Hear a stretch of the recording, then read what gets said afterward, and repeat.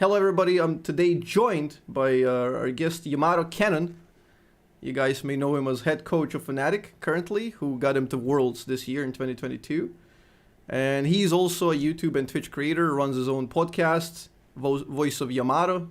You should definitely check that out, and I'm super honored to have him here. This is official first Beyond the Void podcast, because we had a prototype and there's more lined up, ready to go. So welcome, Mr. Yamato Cannon. Appreciate it. I like that you use the word prototype. It sounds very Vel'Kozy. Vel'Koz. That's my MO. That's my MO. We gotta go with that. I like the name too. Beyond the Void. Yeah. Do you stand for what the Void has done in Encathia? Are you supporting the Void? Of course. You kind of have to, right? Yeah. They're some mean people. I don't think they're going to be a playable race Nah. when the Riot MMO is going to come out. Yeah, on the MMO, I think it's gonna be like a raid faction thing, maybe like a enemy for people to unite against. Probably, yeah. I think that sounds like the most plausible option here. We'll be seeing you on like role-playing servers. You're gonna stand in front of the gates and like greet people trying to do the dungeon. I mean, why not? Yeah, it's good. It just deepens the game. I mean, that's what good game lore is, I guess. If you have so many sides that you can't tell which one you want to root for. That's true, yeah. That's true. So yeah, now that we cracked that, like, what do you think about the MMO? I'm super excited. Yeah, the MMO is like my retirement plan. Like, I'm gonna quit playing League and commit completely. Well, no, maybe not quit, but in my mind, I'm hoping that I can take like a 1-year break to just fully, really immerse myself in the Riot MMO. And that's a big gamble nowadays because you never know what's coming with the games. But I feel like if the Riot MMO flops, then probably the MMO genre is going to be dead, unless Ashes of Creation is going to be able to revive it off of that or something crazy. But I am putting all of my bets onto the Riot MMO because I think that the IP that is League of Legends and everything that is going on is just too beautiful and delicious. And I think that Riot has the right amount of resources to make this thing really pop and no pay to win. You know, that's been the Riot motto for so long. So, True. you know, I'm already sold. How about yourself? You excited? Yeah, I agree. I think by the time Ashes of Creation goes out, you will for real be retired. So it's been postponed so many times by now. But yeah, sure. that's just. I think everyone is hyped up for that. I even have that like League of Legends illustrations book and lore. They've built a phenomenal world. I think it's just and I think if anyone can pull off an MMO, it's Riot Games right now. I think they got all the prerequisites. Everything is just checked. They've brought some really talented devs on board. I think the lead from World of Warcraft, Ghost Crawler, is in there. They're doing a lot of good work. And I like that they didn't say, oh, it's going to be in 1 year or 2. It's like, oh, 5 minimum. So when it comes out, it should really be fleshed out and good to go. Yeah, Riot is just a new Blizzard. I remember the days of Blizzard, man. They just, in the past, they were the ones who took whatever genre of a game. They just, oh, this is good. We're going to keep that. We're going to make this our own, improve a little bit on that, and then just make the gameplay clean. And I feel like this is what Riot has done. It's like I'm not that good at Valorant, but playing Valorant, everything feels super smooth and clean, just in terms of how you move and in regards to the game, in terms of the tick rates of the server, in terms of the ping and the connection, everything is just super smooth. TFT, I've dabbled, Legends of Runeterra as well. Like they just seem to have nailed the idea of that gameplay is just king, and I like that a lot. Yeah, for sure. Riot Games, their track record is incredible. Like every game they make is just really well done. And people criticize League, and I'm sure you and me criticize it a lot, Yes. pretty much all the time because we're invested in it. But nobody can deny. I think it's arguably the greatest esport of all time, and it's been here for 13 years. Like that is half our lifetime, pretty much. So this game is just has stood the test of time, and to constantly change it, reshape it, and still go out on top, and it's just incredible. It's a huge feat that not many games have done. And yeah, when we're with Blizzard is slowly like walking its way out. They've kind of messed, more like sliding down.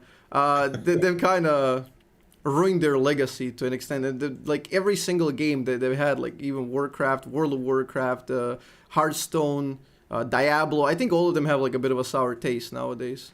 So I think it's perfect opportunity for Riot to swoop in, get their own fighting game, get their own RPG, get their own RTS, get a bunch of games out there, and they have like, they can make RiotCon event with just Riot games, Riot tournaments. So they can just take over the world with this. Sure. Yeah, like my only concern, it's like I'm probably one of the only few people that can admit that I really love like League of Legends. I love playing League of Legends. I think if you play like with a 5-man stack, like League can be like one of the most fun games because everything is always different, but at the same time it's the same. Uh, the only like concern I have is that the development of League of Legends is going to slow down, and it has slowed down so much. It's like for example for this year, right, season 13.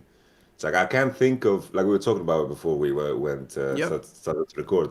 Uh, I can't think of how they would reshape the game or make it really crazy or just make us force us to resolve the game. I can't think of that problem.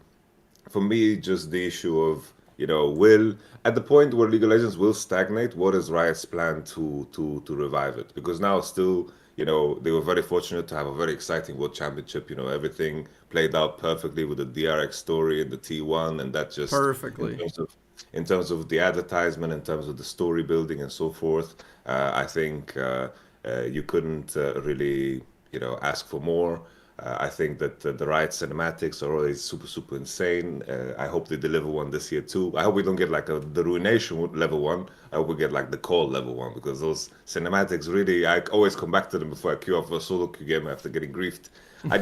I'm wondering what is Riot's plan when League of Legends begins to stagnate and people start to realize that, oh, I am going to move on to a different game. What is the plan to, you know, rebirth League of Legends in a way when that time comes? Because my understanding is that they're just funneling all of the resources into the other bigger games that are unfinished.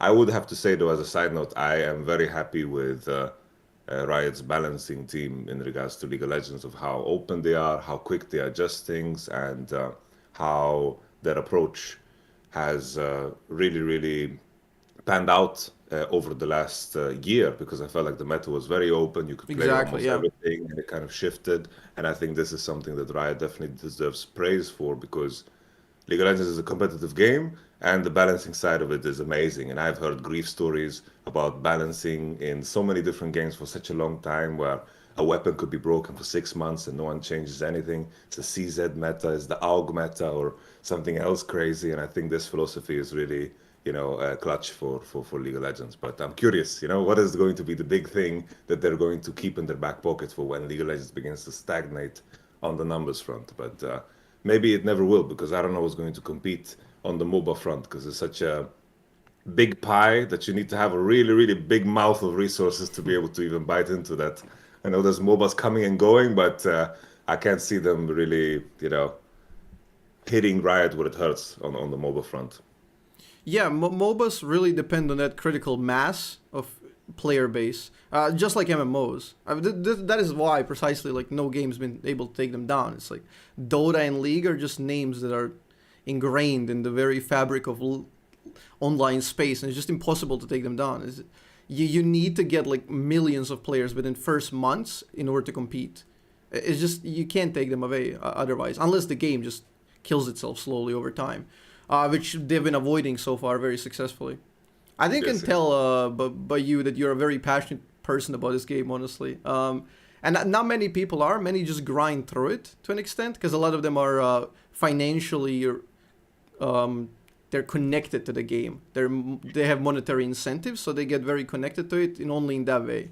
And you can tell kinda that there's this facade, and it's just purely transactional, just business. I think you have a certain passion for the game, and it's I see that you're outgoing guy. I saw you like when we did the same quiz recently with the Bizzleberry. I see you on so many different places, and you just everywhere where there's a League content, and even not League. I saw you in the chess video, which is pretty interesting. Yeah, like on my end, I feel like my life philosophy is that the moment you stop growing is the day you die. So for me, I just want to expose myself to new people, to new experiences that also is in line with what I enjoy. So I happen to That's enjoy League of Legends, yeah. and it's like right now I'm talking to you, and you've had your own life experience that is going to be unique from anyone else's, and there is so much value from that, you know? It's like I've learned very early on that anyone in the world can teach you something. There's something that you don't know, and that to me, that idea just excites me, you know? It's like every conversation is an opportunity to learn something new, to widen your horizons, and I feel like I would be a fool if I didn't jump on that opportunity, you know? You pretty much summed up the core of what I intend Beyond the Void to be. Mm. That's exactly the philosophy, the guiding philosophy of it. The principle is just I want to meet as many people that I find very interesting, that I think they're unique, that I can learn from. Because obviously want to start with the closer network of people that I know from League of Legends and then esports and video games, but I also want to branch out maybe even to further fields, which whatever I find interesting. And I think the opportunities lie pretty much everywhere. We just have to be vigilant and look for them. And yeah, that's just a great philosophy.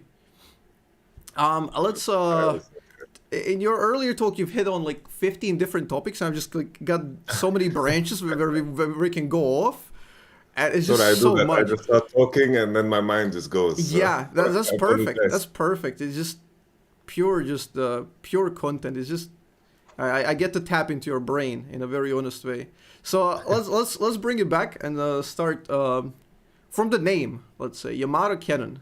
Well, where does the name come from? I have a couple of guesses, but I want to know. I think your guess is probably right.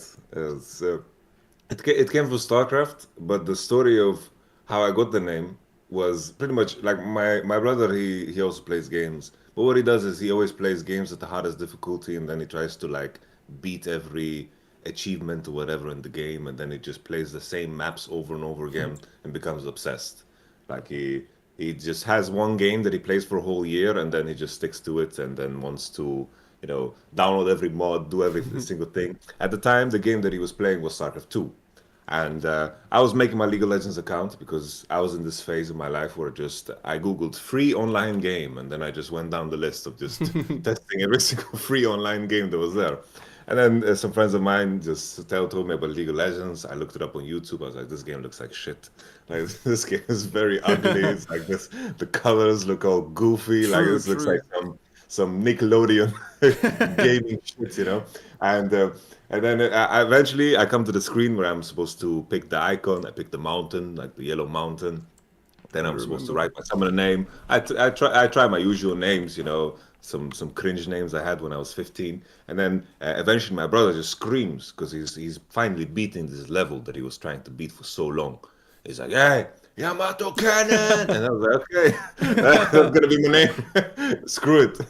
And he Stuck. hated it. He's like, "Why you called Yamato Cannon?" And now it's just stuck.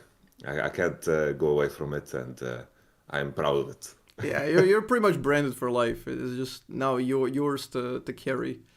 Yes, yes. Yeah, very nice. There's also yeah, Yamato is a pretty cool name. Yamato is also a blade from Virgil in Devil May Cry as well.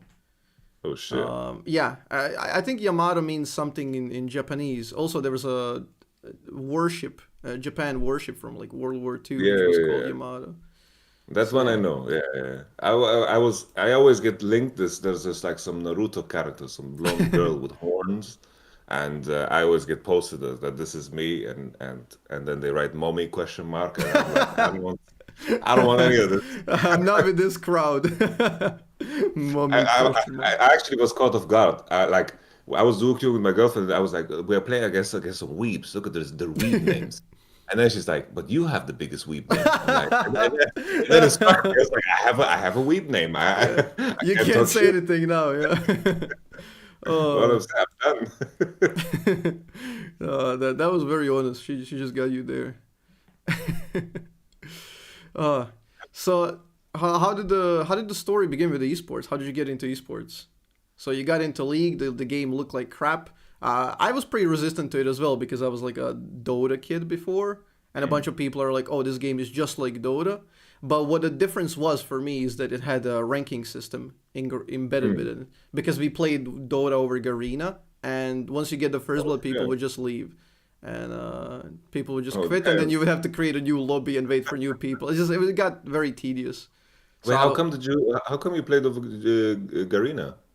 Was it your choice between Garena and North America at the time? That was just the way kids played around here. I don't even know. I didn't even know Garena was It was just like the that's how you play. Garena, and everyone here, like in Balkanic area, as I remember, played on Garena. So it was just the norm, honestly. And yeah, you could create like 5v5, 3v3, and you would do different game modes. You would play custom maps, which is why like I fell in love with all that creativity, like with all the tower defense games, the Warlock, the Troll versus Elves. There's so many different ones.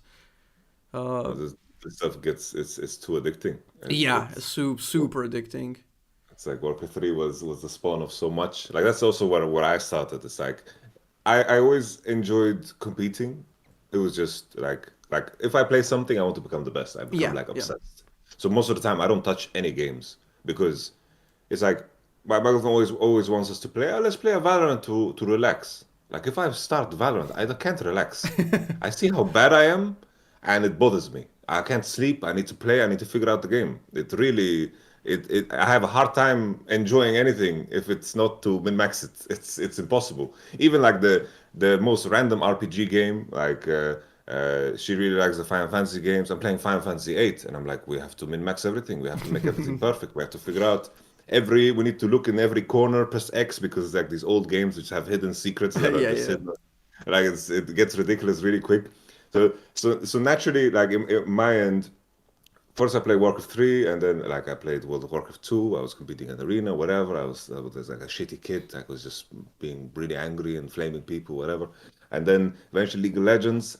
I started to play ranked. My friends were pissed because all we did was play normal games, and all we did was just grief. Like we would just follow around each other. We would play like 5 Fortify, and we would play silly shit, just do dumb shit in League. Then eventually I played ranked, and then I had no idea in mind of ever competing in esports. Like this seemed so foreign to me. You know, it's like I watched the Counter-Strike players in Sweden, and I was like, oh, okay, these guys are living the dream, but that's never gonna happen. My mind was only I'm gonna be rank 1 in solo queue, and then I'm gonna win the Go for LOLs and cash in on those RP and those skin codes, because back then like they released champions every second week, so you could like win the skins and the champion. I was like, oh, this is a big payload. Like I need to get that. And then eventually, I remember there was these rumors back in season 2 where like, yo, they're gonna start a league, and every player in the league is gonna have a minimum salary. Everyone's gonna get paid €1,200, and I was mind blown. I was like, wow, I don't have to do elo boost anymore to prove to my parents that this is useful somehow. I don't need to elo boost. I don't need to do anything. And then eventually, when I heard this rumor, which was at like this LAN event in Berlin, I was like, okay, I'm going to gun for this. I'm going to chase this. This is going to be my thing. And that was the beginning. I made the team Solo Mebdi with Jensen and Darkwing Jax, and we got banned. Well, we were called by the I think it was the vice president of Riot at the time. I don't know if it was Mark Merrill or the other Merrill, or I think it's the guy who was Rise. Maybe not Rise. It was one of those guys that you called me out. I was like, yo, you guys are you're just banned. Don't come to the event. 3 of your players are banned. They had to ban 3 because we couldn't. What's it called?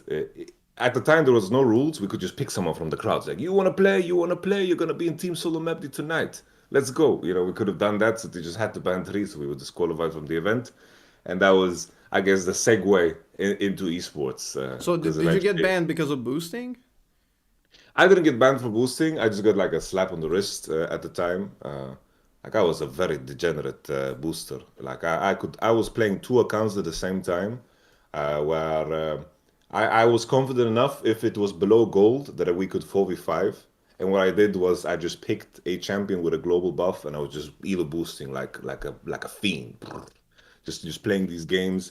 And then I got a slap on the wrist. I was told, yo, what are you doing? Because I was stupid enough to advertise it. I was like CLG forums. I was like advertising it on the Riot forums. I was like, yo, if anyone wants me to play on their account on stream, just send me an email here and we can talk business. Top And tier branding. it was ridiculous. I remember on the COG forum specifically, the mod, he remade all of my text in a way that it looked like I was selling dance lessons. So it just became like a big meme on the COG forum because I was that dumbass kid that decided to post on the COG forums, yo, I want to do something illegal here. You guys, you want to like it's the same as if I just go to school and put up a flyer like who wants to buy drugs? Like it's just Free ridiculous. homework here. Pretty much, yeah. Yeah, that's great. I wanted to ask you, like, what the hell was Team Solo Mebdi? I wanted to ask you that. That was one of the question lines. So perfect, perfect. We touched on that. It was a nice. No, I could go deeper into it because Team Solo Mebdi was, I don't know, I just put together a group of the biggest DJs on the server because I just wanted good players and I needed to make a team. And Jensen at the time, like I was on his int list. I banned him from a team speak, and he would just always run me down. He would just pick Fizz, Moby Boots, run it down, run it down, run it down. Like he wouldn't let me play the game. He would snipe me. Allegedly, I got DDoS at the time too. Allegedly, I don't want to. Allegedly, yeah. Allegedly. And then there was Darkwing Jax as well, that everyone knew. This guy was enjoying himself in the solo queue games. But when he tried, this guy was really fucking good. And then I took Nuke Duck, and then we just needed a random top laner, so we took the first one we saw, El Mupo, and then that was Team Solo Mebdi, the group of the biggest DJs that Europe has ever produced, probably. I mean, that was pretty fortunate because they're all really good players who went on to do, like, some of them went on to have really good careers. Yes, So, yes. No, so that's right. pretty cool that you have access to those people, like, around you. And it's probably what helped, like, kickstart your career. No, for sure. So yeah, this Worlds, was this the best Worlds of all time? Now, for you, it might be a bit biased because you would be thinking specifically from your point of view and your performance, and because you might be overly critical and stuff. I think from so there's multiple angles. I think in terms of organization, because I was there, it was quite terrible. I have to say.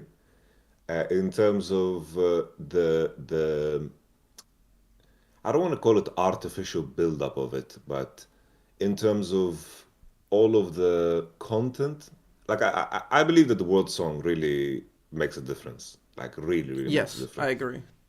Because in my mind, we've seen it make a difference. It's like 2018 Rise was a special one for me. Like that Probably one really, of the best, yeah.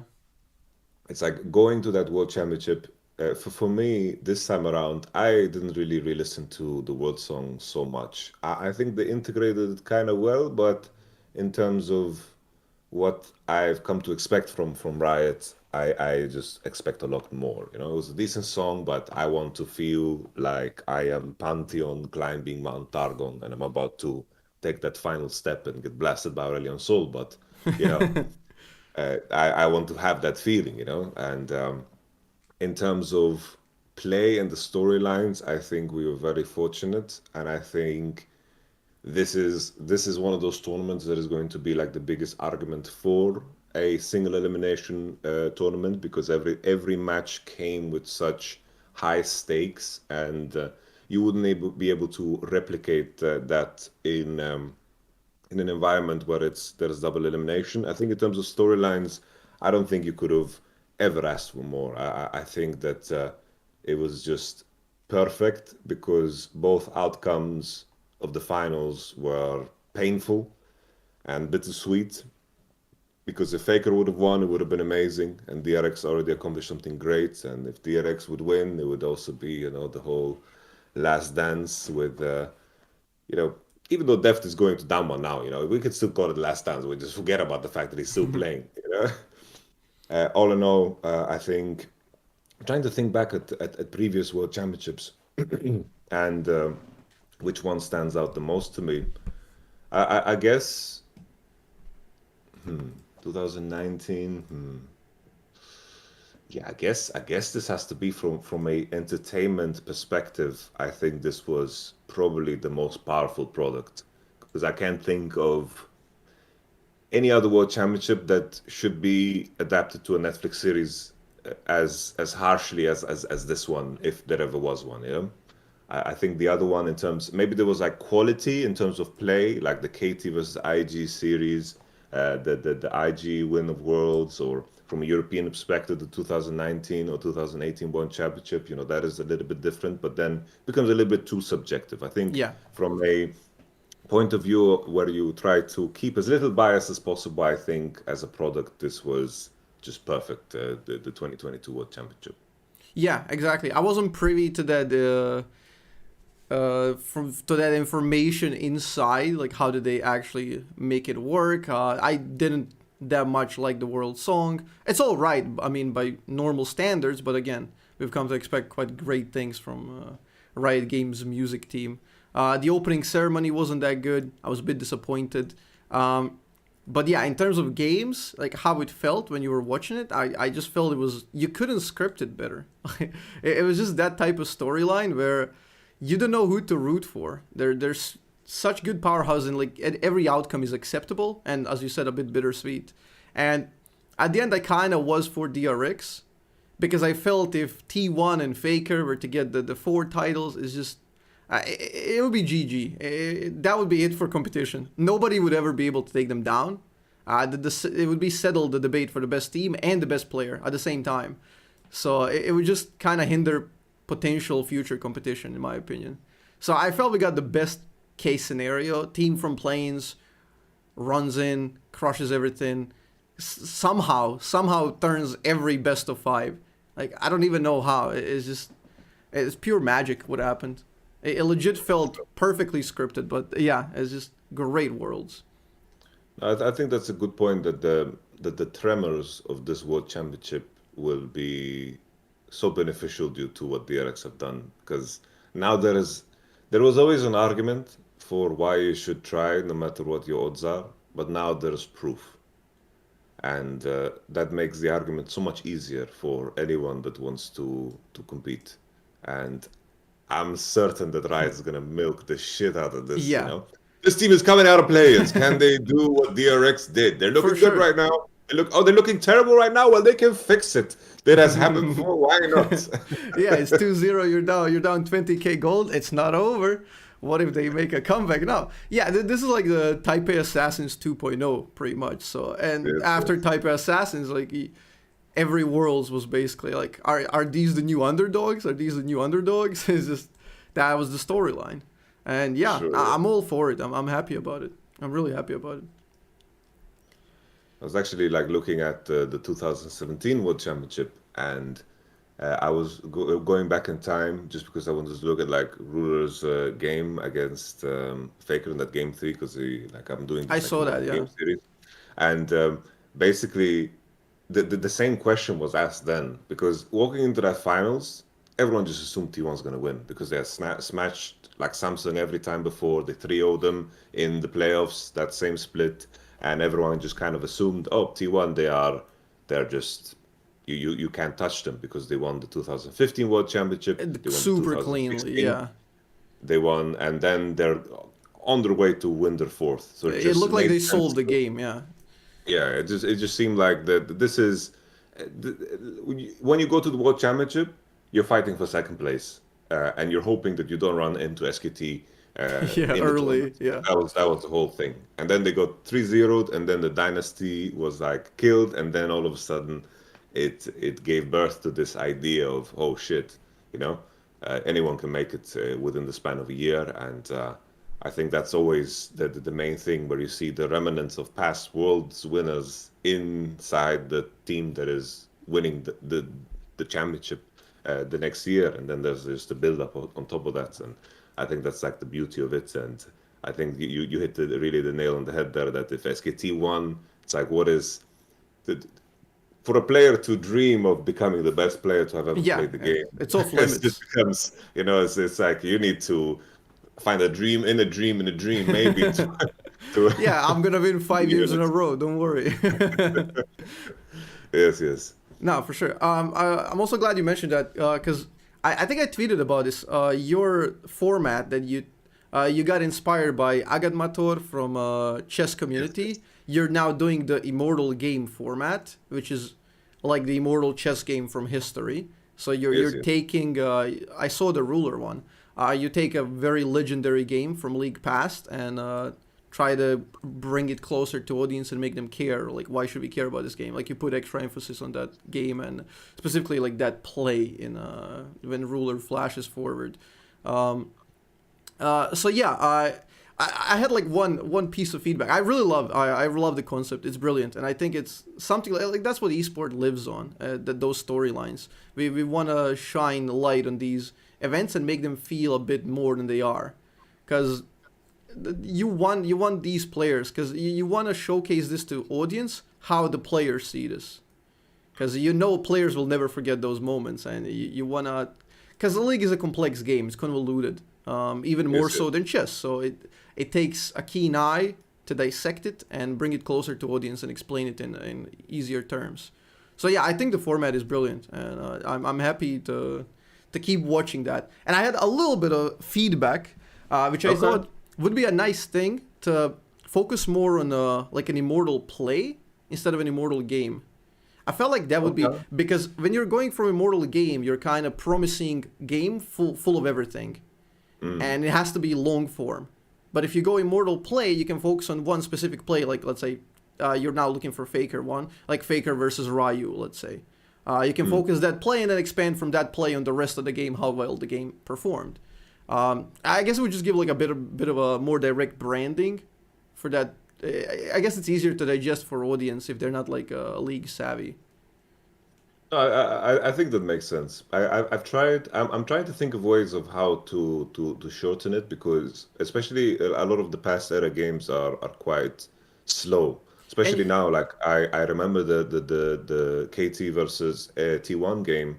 That game is quite uneventful for the majority of it up until that point in time where yeah, uh, Faker completely slices him in half. There's some fights here and there, some pushes and towers, but nothing really that like the pacing of the game in the past was like super slow.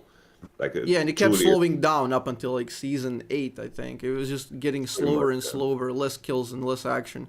Um, Yes. and yeah, also when you're doing league content like that, you have to explain the context, which is, oh, so I have to give you a rundown of the meta. Oh, this was the season of Ardent Censor. This was this, because every season is different, so you have to kind of contextualize everything, and it puts a lot of like it's a huge burden. Whereas in chess, like these two guys played in 1700s. Yes, yes. That's it. They played. Like, Before computers. Oh, okay. yeah. Everything is you know everything immediately. Like. That is. With League, it's There's quite only one complex best. there, so I think going from like a play approach would be better, and then expand from the play, because you promise the play, people come for the play, and then you expand more context around it and more plays that set it up. Let's say, um, I don't know. That's just Okay. minor feedback, but either way, All right. I'm really enjoying it.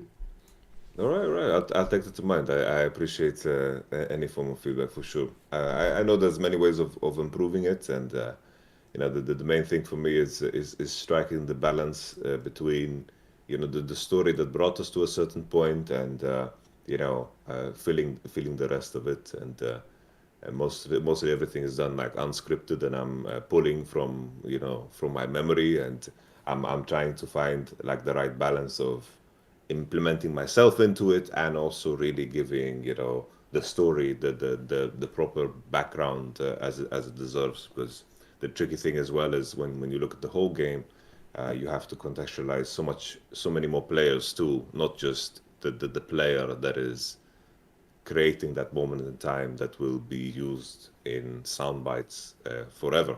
It's definitely like a daunting task of choosing where you want to stop the branches from sticking out of Yeah, this yeah. massive tree that you're building. Some But for people would me, care about more context. Some people just want to get to the point, and it's kind of hard because you depend on stuff like YouTube algorithm, which is pretty much tuned to the median person who's gonna care to certain amount. But if someone is a really huge fan of the game, they will care about all the context. Like they can watch a 2-hour documentary on it. yeah. But on my end, like I don't care so much. Like it's been weird because I know what you could do in order to like generate views and do like the whole clickbait thing. Sensationalize it, yeah. It's like I could like in terms of making that type of content, it's like I could easily just jump on like the Nice train now and just like review his games and just sort of look at what Tarzan is saying and then look at what Ellis is saying and then just participate in that momentum that is like this daily media kind of vomit, and just The barrage of participate in news that and just momentum. But then in my end, it's like when I'm doing this Immortal Game series, it's like the moment I am focusing too much on what is generating views, I feel like I would quickly stray away from what I care about. And I feel like the moment I do that, it just becomes so exhausting and daunting to yeah, do. you lose enjoyment out of it. Yeah, yeah. I feel like as long as I'm content and I'm creating something that I genuinely care about, like that to me is like the most important thing I've noticed so far. Because some days it's like, yeah, I'm looking at what is working, what is not working. It's like should I pull from the same basket?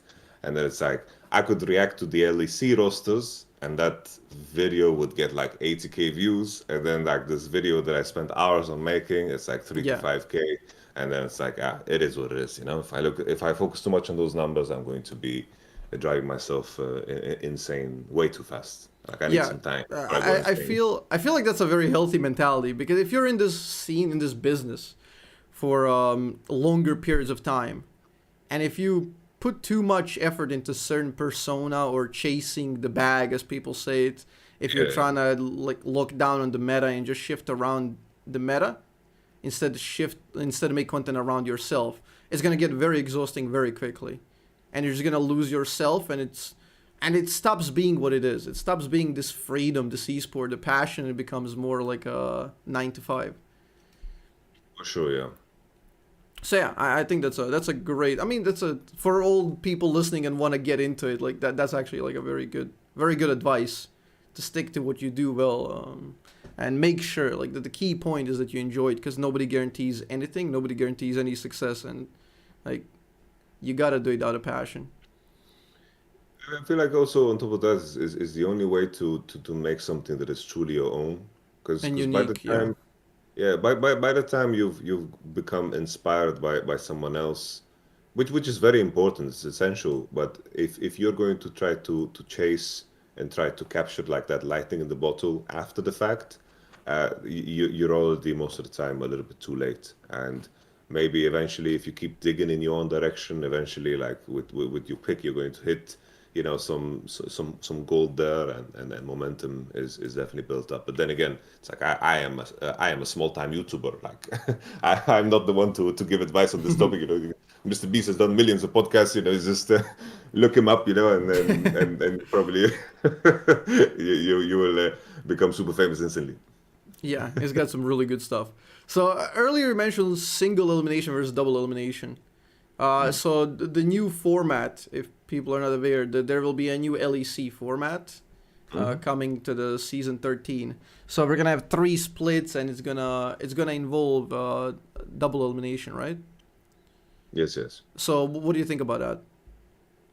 I think so basically the format is going to be 3 weeks of best of ones where it's a single round robin, and then there's going to be a separation into 2 groups based of seeding where 2 teams are going to be out of competition right away in a split. And then there's going to be a double elimination BO3. So basically, if you lose 2 BO3s, you are out of the bracket. And then Yep. I believe top 4 is going to go into a playoffs for the championship base of seeding, which once again is best of fives with double elimination. I like this format a lot because yeah, it's sad because it's a solution to a problem that shouldn't have existed in the first place. Where there's definitely some teams in the league that don't deserve. It's like everyone's supposed to be equal partners, but it's just not the case. It's not even close. Yeah. In terms of the majority of the viewership that is being pulled is G2 and Fnatic that has the the majority of the fans, and then you have basically the old school fans are fans of G2 and Fnatic, and then most of the new school fans are more fans of of players and personalities Yeah. rather than organizations that are trying to replicate that old esports sentiment. But the issue I'm trying to get at is there's some teams that are definitely bottom feeders, and if you're supposed to be equal partners in this context, the fact that you have some bottom feeders, it just doesn't make sense. You definitely know that there are teams in the league that are looking to find the perfect timing to sell their franchise spot. I think what Koi bringing coming into the league and Rogue rebranding, I think is a very positive thing. I think everything is going to be a lot more influencer based rather than tied to specific games coming into the future. But I like the fact that the top 8 teams are moving into a different type of system, and more games involving the top teams are going Higher to quality matches, yeah. yes. Yeah, one worry. Do you worry about the first split, because now it's 3 splits? Do you worry that the first split might not be indicative of the team's performance, and it might set them off in a bad way, and they can't really recover from it later on?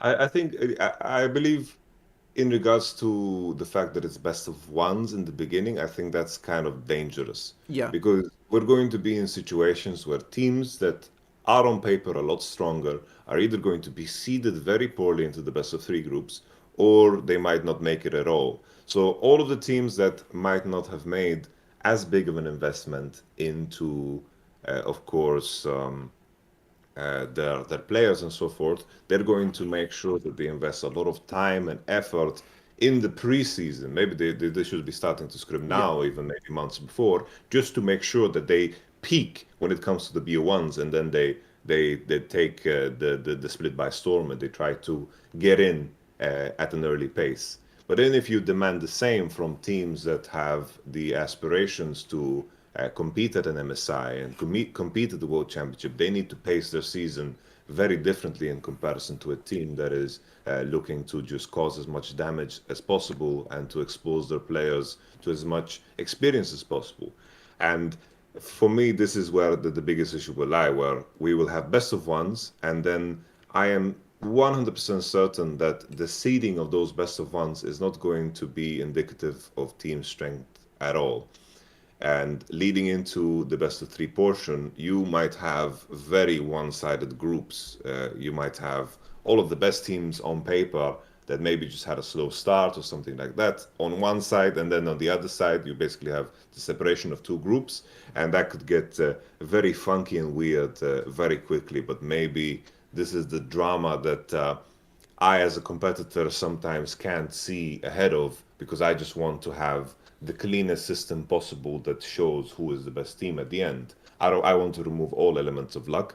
In a perfect world, we would play best of 13. We would play something ridiculous just to make sure that we know who is the best at the end of the day. Of course, a lot of other elements are at play if you extend the series beyond 5 games. There's energy and fatigue and whatever, but in a perfect world, if you have 2 AIs competing against each other, they're playing the same matchup a million times to really determine what is the way to play something, or how it is to really find a true result that is going to be meaningful and impactful. And best of ones is like the lowest denominator of that, where the winner can be the weaker team more often than so in series that are larger, like a best of 3 or best of 5. So all in all, I like the system, but I have concerns about the BO1s. And to your point, you mentioned that if someone starts out slow and maybe bombs out early, I think that the split system actually helps against any negative momentum, because you will exit the tournament quite early, and it allows you a lot of time to rebuild and to restructure if that happens. And I think that is going to also be beneficial to the teams that do find themselves in a place where they fucked up. That was my reasoning as well. I welcome the change. I can't wait to see how it pans out. And yeah, the best of ones can be a little bit wobbly, and you might not exactly know the team's strength, and it won't be like the first portion will almost never be exactly the same as it's going to be with the ending of playoffs. Like the teams won't be organized in the exact same way, obviously. There was it Ninjas in Pajamas run where they went like 0-9 and then 9-9 by the end? I think it was When they got was it Shark and Bjergsen? Nuclear? Bjergsen, NIP? Shit, this was a long time ago. That's really long time. I think they went 0-9 with Coutard, and then Bjergsen subbed in and they went 9 wins in a row. So they just went from bottom to just... Then it must have been maybe Copenhagen Wolves. Yeah, could have been Copenhagen Wolves before NIP was a thing. Yeah, could be. Oh, wow. Oh, I don't know. I'm just drawing like vague memory. Now I feel the need to look this up. I mean, I'm drawing a very vague memory. I feel bad for not remembering if this was the case. So this must have been potentially 2013. I need to look this up. I'm pretty sure that was a thing, that they had like a super slow start, and Bjergsen was, I think he was like too young to play. Could it be that? Could be, yeah, or like he finished school or something silly So like he that. needed to be 17, so he joins, and then his Syndra popped off. He got like a pentakill, and So I remember the season where Forellenlord also played. Forel Let's Lord, see. wow. Week 1, 02, 05, 08. Yeah. I'm looking at it now, and they were at a 0-8 scoreline coming into week 3, and then coming into week 4 they were 3-10, and then by the end of it they were 13-15 qualifying to 13, playoffs. 15, damn. Holy, we played a lot of games back then. Yeah, I was using the modern one, like, yeah, the memory was semi-accurate, I guess. Yeah, you hit it. I've been here for a long time. Crazy. So yeah, you mentioned the AI a little bit. What do you think about the league? Will league ever be solved by an AI? Oh, well, that's gonna be tough. I could see a world where lane phase could be figured out. I feel like the variables. I don't know how advanced AI is nowadays, but I feel like there's so many variables to calculate. So I think probably you could get to a point where an AI could play League better than humans, but to the point of solving it like completely, where every Yeah, move, everything is predetermined. I think probably that's gonna be never gonna happen. it's But a while of it. Yeah. I would think that there could be an evolution where, like, let's say you would have a practice bot that you just lane against in a particular matchup. I would love that. That would be I would talked be about it amazing. many times, and I talk about like league difficulty, like champion difficulty is such an obscure concept, and I always when I tackle it, I always imagine it as how would it be to program a perfect player of that champion.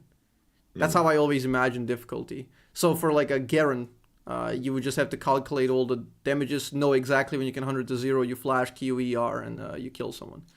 So that would be something, that would constitute something like a perfect Garen player, like knowing how much damage you can take, how much you can burst. And it would be fairly simple to code.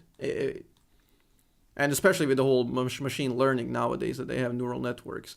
So, but when you think about champions like that, they get highly complex, something like, let's say, I use Katarina as a good example, because she has infinitely many different ways she can play a single play. Yeah. But there's also a different variant where I think about difficulty as Vel'Koz has infinitely many plays he can play at the same time, because he has like 360 angles around the Q and then recast time at every millisecond of that Q. So just with the Q, you have infinite patterns essentially. But then again, the true difficulty would lie how many of the given scenarios yield a positive result versus negative. Hopefully I'm not confusing you. Like if you do many plays with Katarina, many plays are going to result in the same thing. Like whether you misplay a little bit of you're still going to reset and one shot mostly. With Vel'Koz, like most of them would be like missing plays. I'm just stuck in my mind. It's like if I wonder if like if an AI like just starts from laning. I don't know if the AI like let's say that it reached some conclusion that like level 1 just fucking flash and ignites and just fucking hits you the moment you auto the wave, so you get aggro. Then it just gets like really, really weird. And then it's like all of a sudden they're playing like Vel'Koz with a long sword and they're just hitting with, with the basic attack, and it's like, what the fuck is happening? And they just figured out some deep shit that just revolutionizes how people are playing the game altogether. Something funky that we can't think of. Because I think like the aspect of if it's like one fight where a lot of things in League, it's like if you want to play something mechanically perfect, you need to just be aware and react. Like that's a big part of it. This is a dance. It's like the enemy Yeah. needs to, like the enemy can force an action from you through action, and you can do the same thing through your action. And sometimes you are usually the most simple way of viewing it is like if you have longer range than then the enemy is forced to act first in essence, because they need to break that sphere of range in order to be able to interact with you. And I think that part of it probably is something that would be easier to figure out. But the moment there's like minions at play and there's HP and resources and smaller trades involved, this is where things would get like really funky in my brain. And that's why I was like thinking so intently about it. I was like, what happens if this Garen, it's like he just, this Garen AI, after playing this matchup into Darius 5 million times, he just realizes that he just can't win and he just hucks his turret, or something stupid like this, Yeah, you know? the halting problem with the older piece or computer analogs, I guess. Uh, Yeah, yeah, that's a very interesting topic, and I don't know if you're aware, but they've managed to do quite a lot of work on Dota. Like you're in chess a yeah, little yeah. bit, and I'm sure you're aware. Like the chess is just unbeatable right now. Any sort of computer, Yes. any sort of computer with a little bit of memory is just gonna destroy you. So, um, So, yeah, like even world champs just can't touch them. Um, so yeah, a lot of these games, Dota. I mean, League of Legends never gave access to people working with these machine oh, networks. So that's why we don't have League yet. Whereas Dota was given, and even a while ago, the best players were beaten in 1v1. That they just couldn't touch the robots. And yeah, I then remember working with it. even as teams, I think I've been sent a link recently, and that was like maybe like 5 years ago, that have beaten teams 5v5. I think it was Oh, shit. limited number of champions which they played and all of that, but they would just crush even the best players, like in terms of macro, which I found astounding. I always thought like, okay, in 1v1, sure, you can play perfectly mechanically and outplay and all of that, but in macro competition, it's so ridiculous. It was mind blowing to watch. And even during the drafting phase, it would give percentages how likely it was going to win. So, oh, you Oh, wow. drafted that? That's a mistaken draft. My chance is 70% now. It's ridiculous. I would love to see something like that in League, just so we can gauge like how far off we are from perfect players, and we could practice, Yeah. as you said, 1v1 versus like the champions, like whatever matchup you want. You could practice and just try to perfect the strategies and trying to complete League basically. I'm with you. Like my curiosity really takes me like because I remember that specifically too. I think it was Dandy playing Yeah, Shadow Fiend versus yeah, Shadow Fiend, and that was like a very good example of just precision and understanding like frames and movement perfectly really benefits you as a Shadow Fiend player. And I guess to our conversation from before, right? It's like Riot, like it makes sense that Riot is not giving this access because they don't want their game to be solved. They don't want they yeah. don't And I want think, anything to be solved. They want it to be they want to have that room for innovation as much as possible. yeah, they open the door to competitors and cheaters and all kinds of stuff. So I guess it's understandable from a business standpoint to kind of stifle the curiosity a little bit in terms of security, let's say. Yes, So yes. yeah, that makes sense. Let me ask you about your current whereabouts. I don't know if you're at liberty to say this, but I read that your contract with Fnatic was up until November. Mhm. So do we have a hot scoop? What's happening with that? Are you staying? Are you leaving? Currently, no hot scoop. It's like there are rumors out there that Fnatic are gonna be working with a different coach. And that's all I can say for now. Like my contract, I guess my contract's already run out. Like there's no big deal. I will not be continuing with Fnatic, and I'm looking to cement what my next chapter in life will be.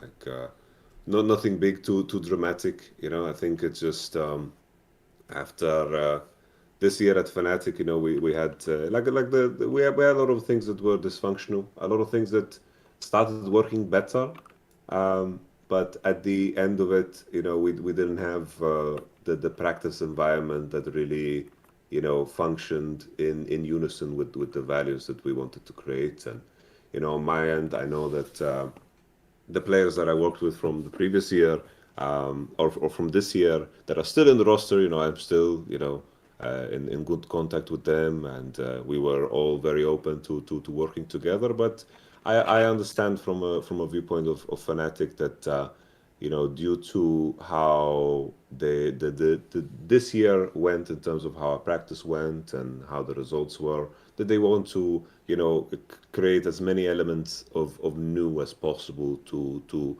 expose the players to a different dynamic, to stay away from the previous dynamic. And in terms of how the market looked like, this is what made sense for all parties, and it also made sense for me. On the end, at the end of the day, I want to move in a direction where I feel like I can grow as a person, and I can feel challenged in the right way, and that's it. On my end, what's coming for me personally, nothing is set in stone, but I know that I am a competitor at heart, and I will find a way to really keep that part of my spirit liberated at all cost. And I can say that I am blessed that I can wait for opportunities to come. Nice. I'm glad you're looking at it that way, and you're just trying to do the best you can. And you're a very competitive person, and I'm sure like your career is going upwards the entire time, and you're very outgoing. You're passionate about esports, and I'm sure it's just a matter of time before we're rooting for you somewhere else. Yes, yes. So More yeah, than that, I can say. So there's no crazy scoop. It's a scoop of stracciatella ice cream. A little Stracciatella. bit of vanilla, some Stracciatella is good though. stracciatella is fucking good. So maybe Yeah. I said vanilla. Let's do Wrong vanilla. example. Yeah, vanilla. Vanilla For is example. basic. You pulled out a good one, damn. So, what do you say? What do you think you learned? What was the biggest thing you learned uh, during this world's environment? And like, what do you think about the? How would you improve for the next time about the learning environment? What's the biggest thing? I think that it's important if you are. This might sound very vague, but I think it's important that if you know you're moving in a direction that will lead towards a plateau that you are not satisfied with, then I think it's important to be bold enough to risk it all. Mm-hmm. I think for us, in spring split, always in spring, it's a question of learning about your players. I feel I am always so much more effective in summer because I am aware of so many more different variables. The scouting in pre-seasons are often, done based off of gameplay, and when new dynamics occur, you begin to see more and more of players in a specific environment. It's like imagine pulling a polar bear and throwing it in the Sahara Desert. Sometimes doesn't matter how well this polar bear was winning or eating seals or doing whatever the fuck polar bears do in the North Pole. It doesn't matter because the environment is very different. And of course, this is a very extreme example, but uh, this is something that you need to be very careful about and you need to begin to understand. And when you are in the midst of a split that is going to qualify you to a world championship, and you need to qualify to playoffs, and you need to also put yourself in a position where you qualify to the World Championship because it's expected of you, you need to limit the risk. And limiting risk also limits potential because we And were very close. growth. Yeah. And growth, yes. And we were very close to not make playoffs, and we were chasing wins week after week. And the main focus was keep our head above water. We need to make sure that this ship, you know, stays as clean as possible. And we managed to get to playoffs first, and then when we get to playoffs, we figure it out. But even when we were in playoffs, we were playing through the whole lower bracket. So we played best of five, the best of five. We played more games in the best of fives than we did in the beer ones in the regular split. And that challenge, you don't know when that's going to come your way. So it's very important that the moment you get the opportunity to take those risks and really, really push and really press your players in a way that might potentially break everything, but it will, if you conquer that, it will allow you to strive for so much more. Those risks need to be taken as early as possible, and I think that a big mistake of ours was to start the split so late. The split in spring started so late, and the elements of what we were dealing with, or what I was dealing with, or we were dealing with as a group, became known to us just too slowly, way too slow. And if you're too slow about recognizing habits and patterns that might be destructive to your dynamic, at the end of the year, you're going to be feeling, a resentment and, have that feeling of, oh shit, like this was, we could have done so much more. It's If much more we, difficult later down the road to deal with yes, it. sure. Oh, it's like at the end of the day, I felt like with the conditions and everything that all the issues and all the problems that I know that I dealt with and that we face as a group, I still walk away feeling proud of what I did. As Because you should, honestly. I think the performance was great. You even took a game off of T1, I believe. I was like at the beginning of the year, of course, the ambition was so much more, but it's always when you're in the midst of it, you get to see the whole picture. And in that whole picture, that's always where the challenge lies of trying to piece it together of what makes a championship winning team. And this time around, we couldn't piece it together, but I can say with full honesty, it's like I didn't have an apartment. I was always at the office. I was there from 11, and I left the office at 2. I was there one of the first ones, the last one to leave always. And it wasn't a question of working harder, working more. It was just a question of, just now at the end of the year, you take the lessons that you can, and you go for somewhat of a rebuild, and then you move on to the next challenge with hopefully more experience and the same passion and ambition. And those things are true for me. I like the plateau thing. Spoken like a true competitor, like a true champion. If you want to get to that peak, you gotta be willing to risk uh, the middling performance. So Yes, yeah, yes. yeah, I definitely like that. What do you think is the thing that prevents European, well, and North American teams, but specifically European teams from closing it out? Because we've been close, very close to World Championship. What is the thing that Korean and Chinese teams do way better that makes them that much more consistent that they close out the World Championship? I think in terms of preparation at the beginning of the year and the effort that is put in to, I believe that the ambition for what a lot of the teams are built for in the eastern regions, that they have the ambition to win the world championship, and they're built with this intention, and they're practicing with this intention, and they are taking every decision with this intention. And I know that a lot of the teams, for example, when the World Championship is going on in Korea and in China, you have teams already with rosters that are already practicing. They're practicing with the World Championship teams in order to prepare them for the next World Championship. That is 1 year ahead of time, and I think that that is already speaking to the mentality.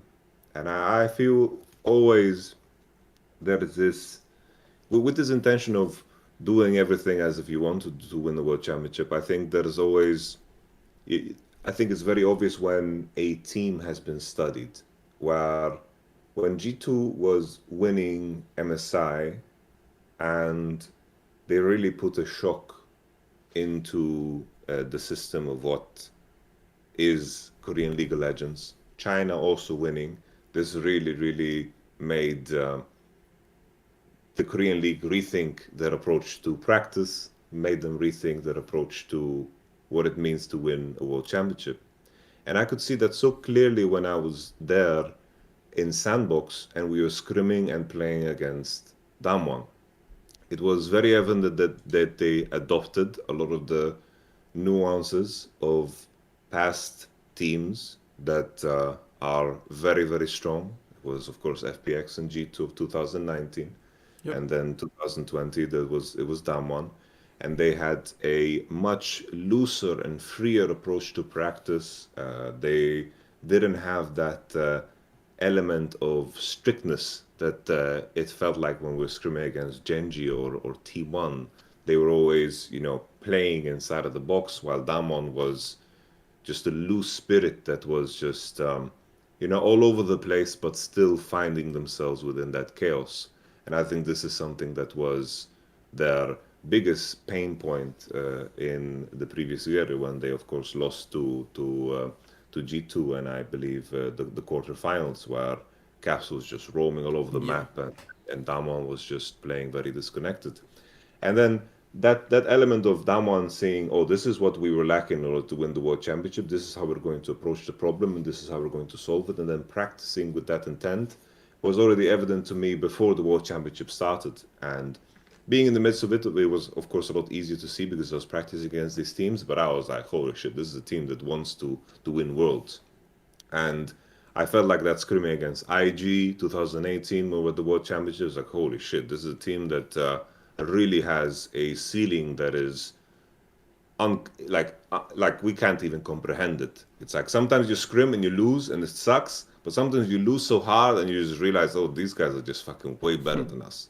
It's like we need a couple of months to catch up to these guys.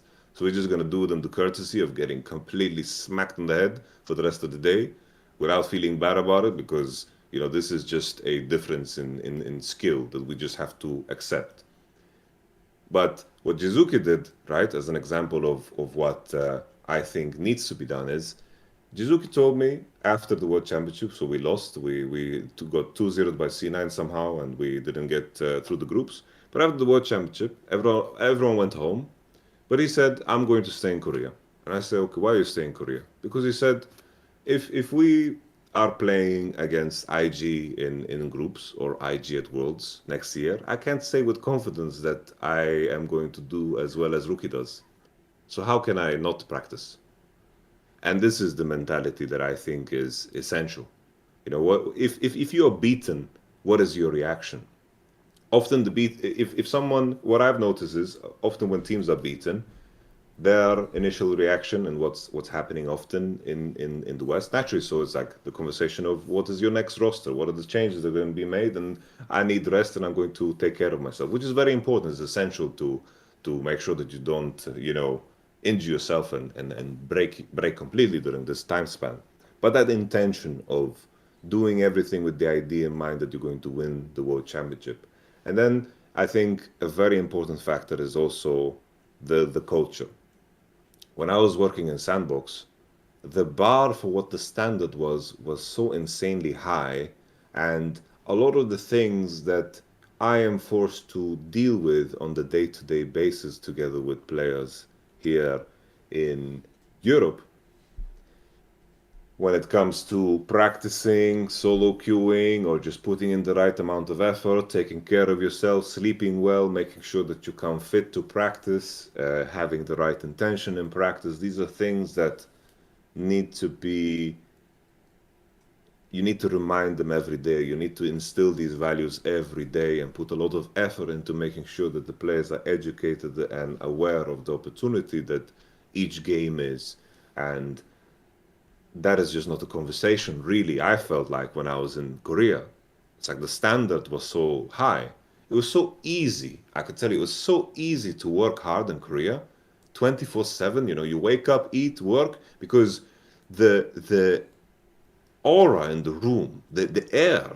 Because if we ate dinner, we had our late night scrim block. We played 9 games of scrims. Then after scrims, people playing solo queue, the keyboards would echo in the halls because we had to have one room here, one room here. We would have 15 people working at the same time, and in that environment, you just feel alive. You know, like this was for me peak work environment. You know, because I didn't need to do much in order to achieve that because the standard and the bar for the players was already there. The main issues that we needed to tackle was just how their confidence was and how they functioned as a team and how they played together. But the fact that all of these base things were already in place made it a lot easier for me to focus on what I believe is just the coaching process where I find the most beauty. Yeah. I think that is incredibly insightful, and that's precisely why I asked you, because you're one of the rare humans who have been on both sides. You've worked on both sides at a very, very high level. So I think you're a perfect person for this, to explain this. So the differences in that culture. Do you think people like in EU teams or Western teams in general, they're a bit content with just reaching the worlds, while teams in the East are built fully with a intention to win it all?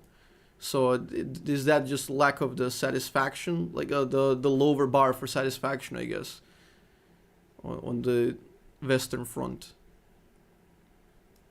I wouldn't want to like I wouldn't go so far to say that people are content.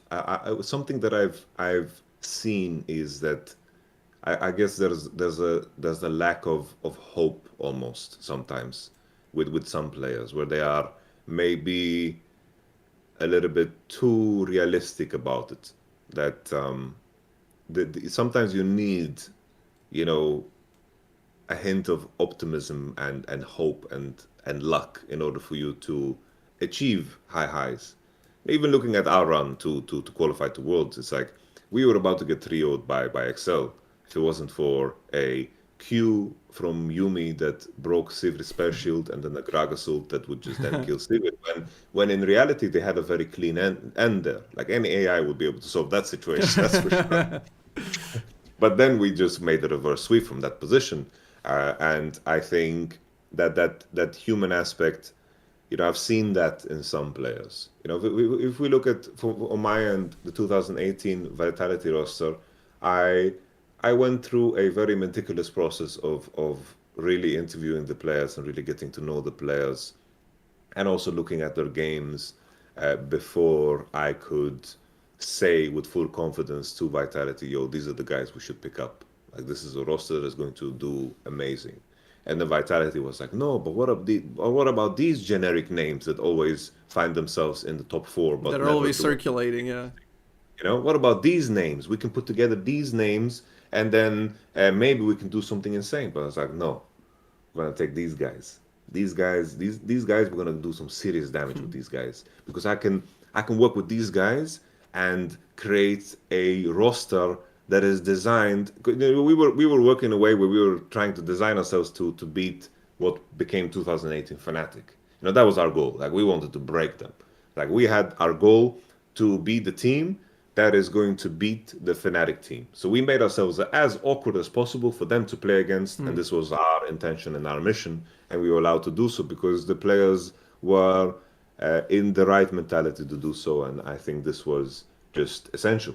We didn't manage to do it, but I know from speaking to the Fnatic guys that when it came to the most awkward team to play against, it was us. They were dominating the league, right? They were smashing everyone. They smashed G2 3-0 in the finals and so forth. But we were the most awkward team for them to play against because in our mind, if we try to model ourselves to be as good as Fnatic and try to learn from them, then we're not going to be able to achieve anything. So we needed to practice our own way to get an advantage within the league whenever we are playing scrims against a certain team. We can prepare against Fnatic, but they will have a hard time preparing against us. So this was our intention. And I think this is so important to keep in mind. But I know that this kind of sentiment is often repeated, especially due to the whole interview I did in 2018 that we should just play our own game, whatever. We are at a point where the creativity within League is going to be like you can't think of something weird and just play it because it's weird and then it's going to work. Like there has to be an idea and a thought behind it. And with the recent seasons, we have been very limited in terms of how much craziness we can throw at the wall and hope it sticks. And at the same time, the Korean teams after 2019, they have also operated in this sphere that they are trying to stay ahead of the opposition. They're never going to let that happen again after what happened 2019 where they lost MSI and then FPX. They're never going to let that happen again because they've downloaded that aspect of the game. It's like this year, we saw the Heimerdinger support. This was a Korean invention, right? And they busted it out, and they are the ones that are actively trying to innovate. So you're competing against many, many factors. And especially when a region is doing so well, and you have organizations within a region that are building strong rosters, that is always going to spread to the rest of it. Because in my mind, when I think back of when you had a European team that was doing super well, that always trickled down to everybody else within that region. 2018 at Worlds, we had Fnatic in the finals, but we also had G2 beating RNG 3-2. Yeah. We had Vitality beating the previous world champion and then RNG the favorite. So it always trickles down when you have tough competition to play against within your region and you have all of that already in place. It becomes a lot easier to adapt and to become better. I am fairly certain if we sent a full European team to be in the LCK for a full year, that they would be completely unleashed. If they were in that environment and they were facing those challenges on a day-to-day basis, because that stimulus is also so important. And I think that's why North America is dealing with such a tough problem, where they are sending fantastic players over to North America, but the environment is completely different. Yeah. The stimulus from the challenges that you face is very different, and the growth that you will face and the stagnation that you will face is very, very different. And I think this is where it becomes so tricky to solve, because you need to have enough outliers to make the outlying the norm for the region, right? I would pay real good money to see a European team in LCK for a whole season. I think that would be absolutely incredible. I would pay money to be there, you know? Like I would love that, you know? It's like some exchange program, send us the LPL or LCK, like that would be, you know, the biggest blessing ever that any competitor in Europe would have to jump on. If a player declines that, then I don't know this person. I don't think this person wants to win. Yeah, true. That would be incredible. I think you hit the nail on its head when you said like there's a difference in mentality, different in culture, where teams grow in a different way, and there is that region snowball aspect, both technical in game and actually like mentality wise. Because if you come from a region which wins often, there's a huge burden on your shoulders to compete and bring it. You have to be really good. So I feel like if we could just break that one world championship, if EU or NA or anybody for that matter could actually just break it, I think DRX is as close as we're going to get there. If some underdog can break the world championship, it could unleash a whole lot of potential from other teams. It's going to be a huge mental boost, and they're really going to come to compete then. They're going to aim for the win. No, for sure. I've noticed in every sport, in everything, it's like dynasties end and dynasties begin, and something comes anew, even at the point where it feels like it's impossible that it would come. And it's usually because some group of people manage to figure out something new, and that's what the beauty of competition is. You see it in everything. And sometimes you can look at elements like, oh, they have a larger player base. You can look at that and blah blah blah. But there's many examples of outliers all over the world. It's like if you look at in the UFC, how many fighters have come out of Dagestan? It's like Yeah. you know, it's insanity. You know, where you have uh, smaller populations that have become specialists, like truly experts of something, that have managed to find a way of creating something that is truly, one of a kind in their method. And I think that there is always that potential, that there is a possibility that a group of people manages to create something together that can conquer the world championship. And I think, as you mentioned, DRX is definitely proof of that. And that snowball takes off, like from specific countries, specific regions. When they excel at something, the snowball is just apparent. You obviously have to be good at that. Yes. What it's like working such a unappreciated role? Let's say when a player makes bad players, he gets bad Reddit press, and people hate him. But when they make good plays, they get all the praise. When it's coach, you only take the bad ones. You don't get the praise, or very little from people who are very ingrained in the fabric of esports. Because many people don't understand exactly what you do. So when something goes right, nobody says, "Hey, this coach did very well to prepare the mentality of the team, provide scrims, like teach them well, develop strategies, draft, all that." Nobody's gonna say that, or very few people. But if you lose and like people are, "Oh, this coach lost." I think fans are in a very tough position. I think naturally when you're a fan of something, I think a big part of it is to form opinions and to splurt them out loud.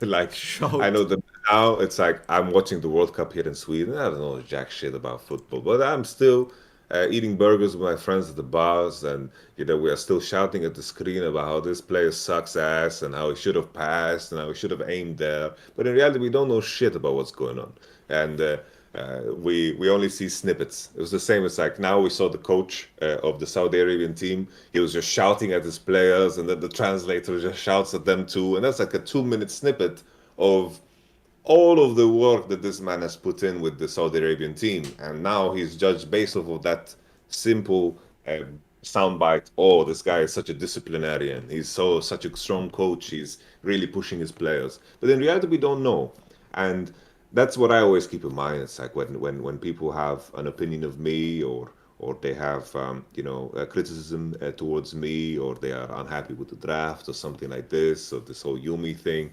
So there's a lot of people out there that think that I'm not continuing Fnatic due to me opening Yumi, which is hilarious to say. But I also understand it, because this is the little information that the fans have access to, is that they have the drafts, and then they have like these Fnatic Legend videos that Pete is producing and pushing out, and most often the parts that are being put in there from the work that I do is what is, potentially not damaging to, of course, the team if it's made public, which is some huddle, some speech, blah blah blah, some words that I give in my player's direction. So this is what the fans see in isolation. It's like they see Yamato Cannon talking to his players, and then they see my drafts, and then they think this is the only thing that Yamato Cannon does, and this is what he's being judged based off of. And this is maybe like 1% of everything that is done, right? All the Exactly. effort and the scrims and everything that is being put in, it's of course a much more essential part to it. 'Cause I don't mind that it's unforgiving in that fact that that the fans are always at your throat. I don't mind at all. Like for me, I have very thick skin. The main thing I care about is the players and the success of the team, and I still looking at the conversation I still have with my past players. I still I feel heavily engaged in their careers. I still want them to do well, and this is where I find my joy. It's like when I see my players grow and I see them do better. This is where I find the reward. I not necessarily because I feel like that is because of me, more that I become invested in the people that they are, because in my line of work, the I can become more and more effective depending on how well I know a person. And the more you know a person, the more you connect with this person, because you need to, in order to really have them open up to you and really show you their true honest self. And the reward comes from seeing my brothers, so to speak, do well and succeed. And everything else is just noise, like I what like the that. fans say, whatever, is just noise. It's like I'm doing this for a reason, and I find those reasons always in my players, first and foremost within myself, and then secondary, in the team and in the colors that we wear, and the group and the dynamic that we build together.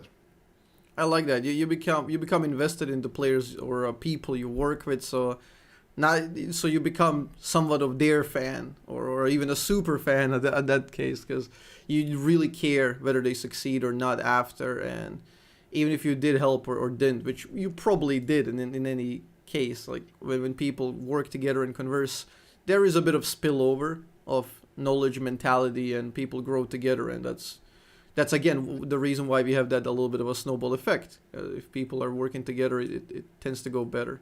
And yeah, I think you have to have pretty much ironclad skin in order to be in that line of business. You have to be highly competitive, work hard. I think one funny thing you mentioned is that football analogy where most people are shouting at the screen, shouting at people, and I've seen that so many times in my life. Most people will have super strong opinions about their football teams, about how this player played that, how the coach did that, and they can all do better. But very, very few of them are actually like highly competitive in said game in football. And same is the exact same cases in League of Legends. How many people have opinions on the game without understanding like the technical side of the game, the business perspective of the game, the video game design perspective of the game? All of those things matter, and you're privy to very little information. And it's a natural human tendency to just be very adamant about your convictions, and you want to shout them out. For sure. No, it's a very social experience to watch competition, and I believe this has been the case since forever. It's like probably like when they were watching the gladiators in ancient Rome, the viewers like, yeah, this guy he should have picked up the shield instead of the Yeah, sword. yeah.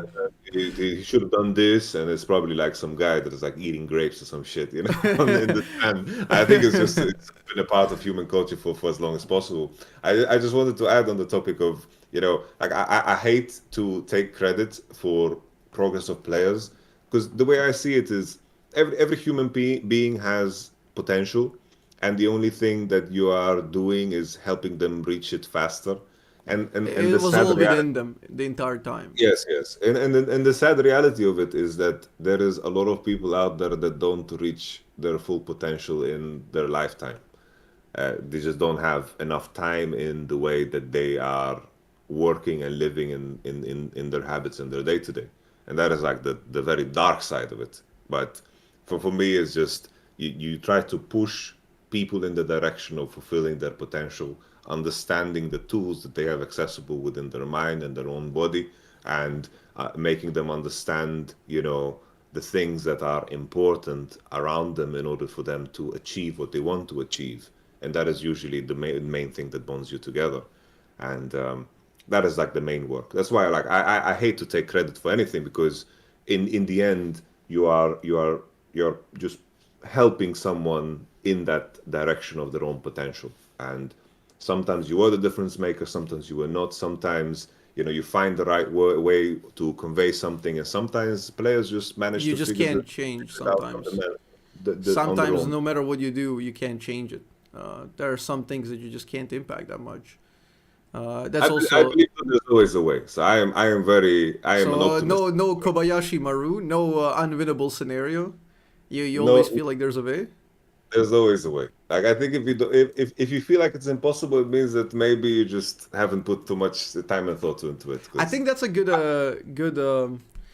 it's a good analog to the thing we talked about earlier, where sometimes you need to have that hopeful optimism that you can do it, because just by the virtue of believing that you can do it, even though sometimes sad reality is that you might not be able to, you would be less efficient if you didn't believe it yourself.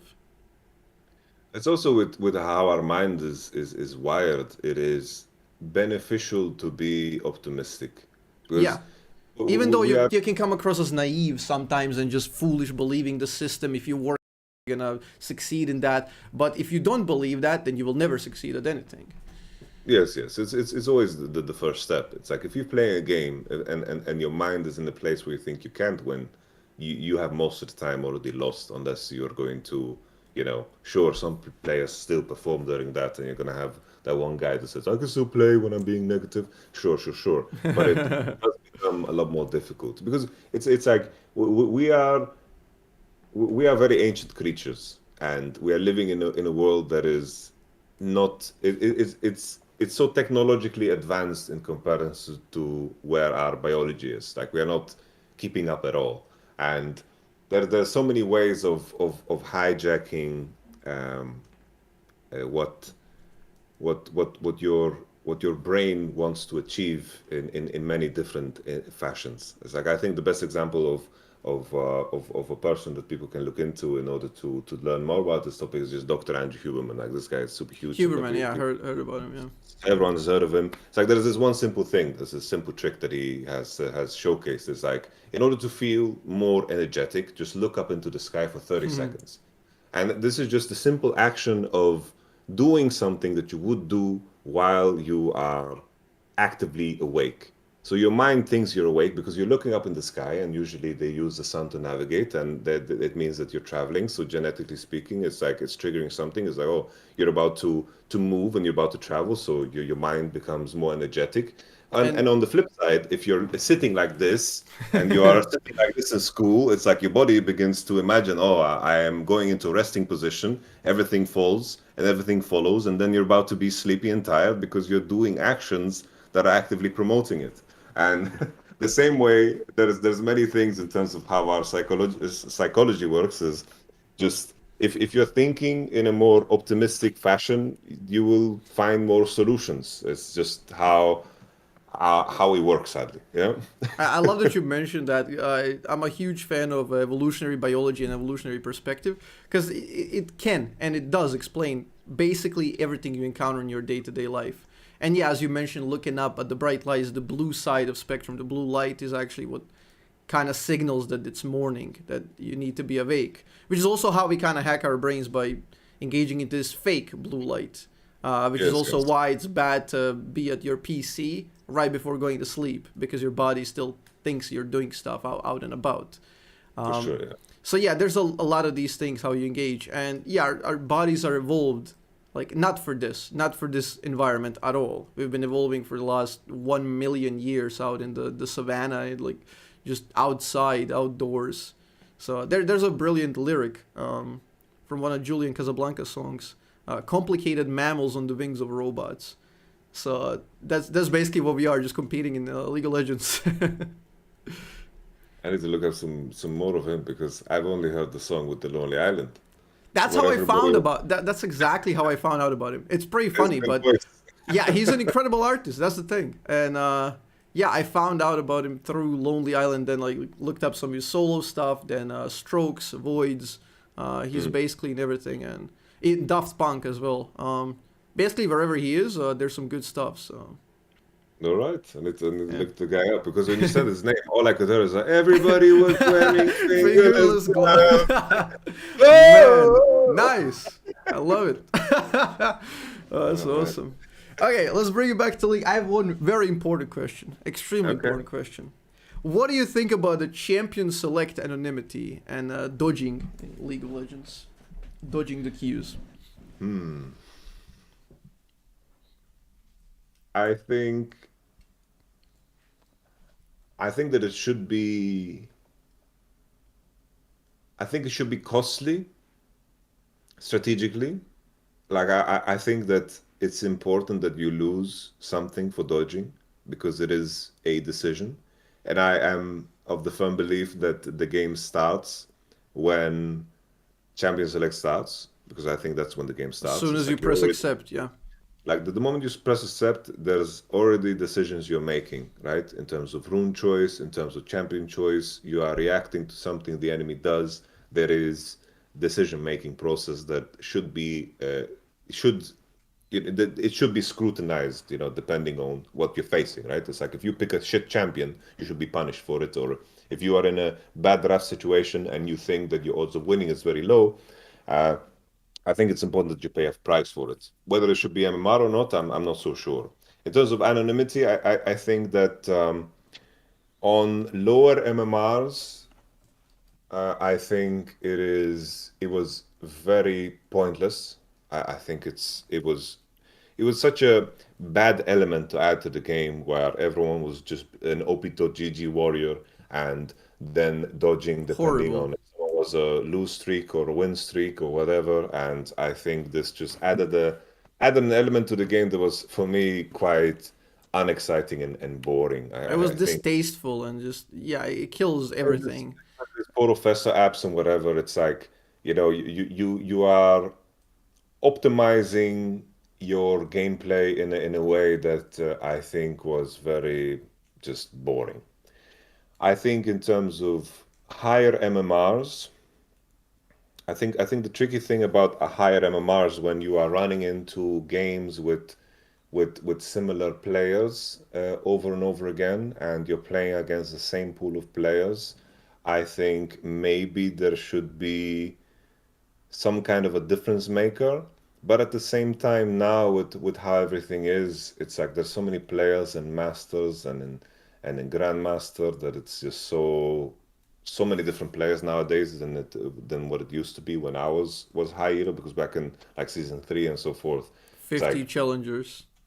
we were just playing with the same guys over and over again, and basically there was just two games running on loop, and if you were not in those games, you just have to wait Yeah. in queue until those games finish, and then And you you go just on the jump client, spectate the game on the client who's playing. pretty much. Like you just were in the same loop of games, and then knowing who you had on the team and knowing who you were playing against was a beneficial thing. It was a positive thing because it's like it allowed you. There was a kind of like a meta that was evolving within solo queue, and then there was like teams like, oh, we're playing against this guy. We need to ban these champs. We need to target this champs, and then he had to adapt, and then it was just kind of like a was kind of like in houses in a weird shape or form, you know. So I think that element of it is always exciting, but maybe that's just me being nostalgic, and Holding on to the old thing, which I don't think we can replicate that anymore. I could imagine that it's not quite the same. Yeah, But I I feel just like the way to do it is through Discord or like people organizing. I don't think we can have something like that unless there's like some sort of dedicated league with certain opening hours, like Champions Queue, that's set up. I think like I am sympathetic to all the pro players that are playing on the ladder, and then they want to have appropriate practice, and then they run into that one guy that is playing Predator Singed mid, and then there's a different guy that is playing a specific champ. I could imagine on your end it must feel quite liberating because you essentially want to play Vel'Koz most of the time, right? So I imagine that your experience must be feeling like a lot better because you are not under that looking glass of getting target banned or something like this. From your perspective, how has your experience been? I Because I mean, imagine. it's gonna sound weird, but I personally don't quite care because I've Okay. never dodged a game in my life. I'll just adapt. I'll play whatever, and Hmm. I don't really mind not playing well because I just think that's normal part of the game. Like getting banned out, that's totally fine. Like I'll Mm. play whatever.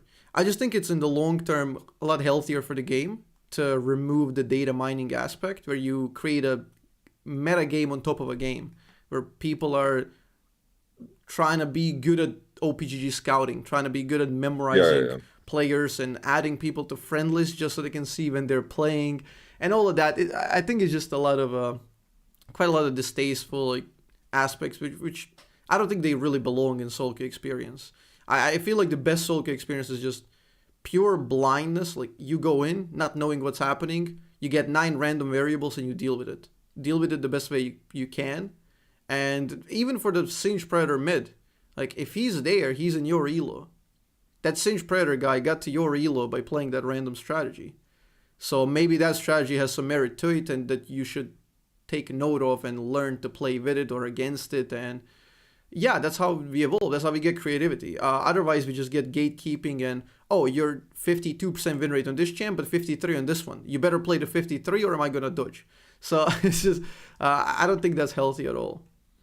No, for sure. I think definitely the Professor OP.G meta was quite terrible. I can tell you as well, like maybe you played during this time, but back in season 2, there was an application that people downloaded that allowed you to see the enemies before you accepted.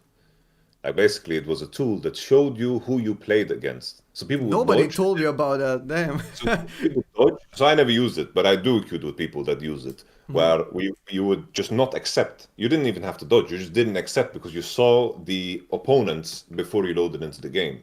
And this was like insanely OP. And back then, games would never start because it would be like the same two guys Oh, that no you're one would just seeing, play with, yeah. and they would be in one team and then the other team, and then both two teams had the tool, and it was a complete mess. Now I And see like why Team Solo Mebdi got disqualified. that was after that. That was after that. Tool Yeah, of music.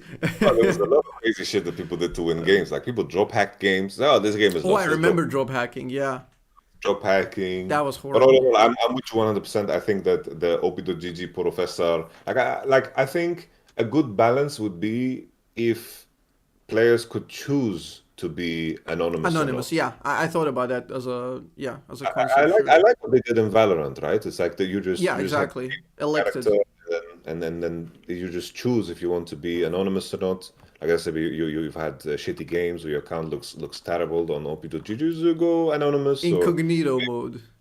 maybe like it's like I want to jungle on stream without delay. I'm just Elise now, or I'm Wukong. Like I'm Wukong walking the game and no one knows who I am. Like that's already pretty neat. But maybe there is some abuse cases in terms of toxicity. Probably not. Like trying to Yeah, I think of couldn't all. think of any. Honestly, I felt like that's like a great way to handle both sides. And if you want to be visible, you're visible. I think it's totally fine. I think that would be a good implementation. But we'll see where it goes. This is still an early inception of this Well, mode.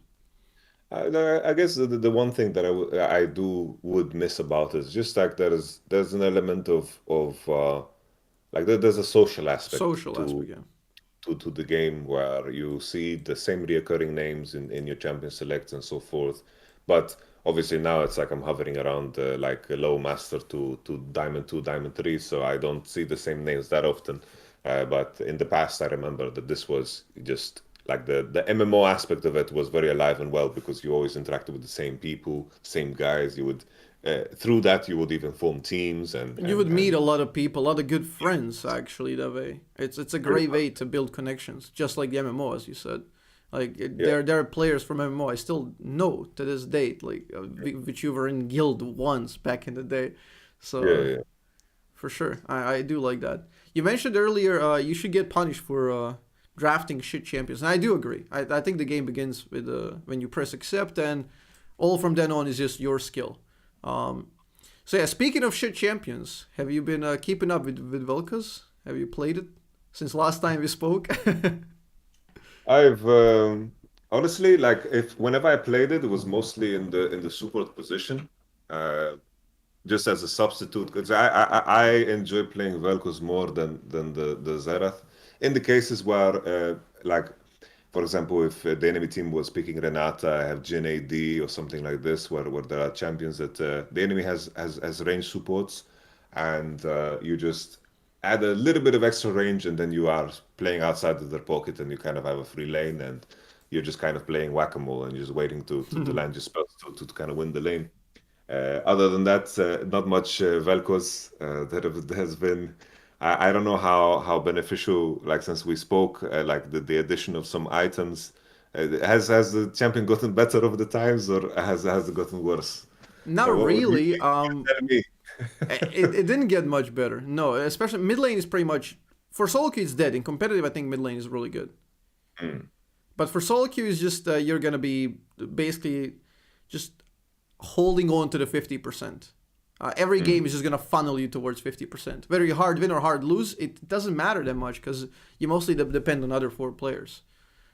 Which is why when I want to climb, I play support mostly.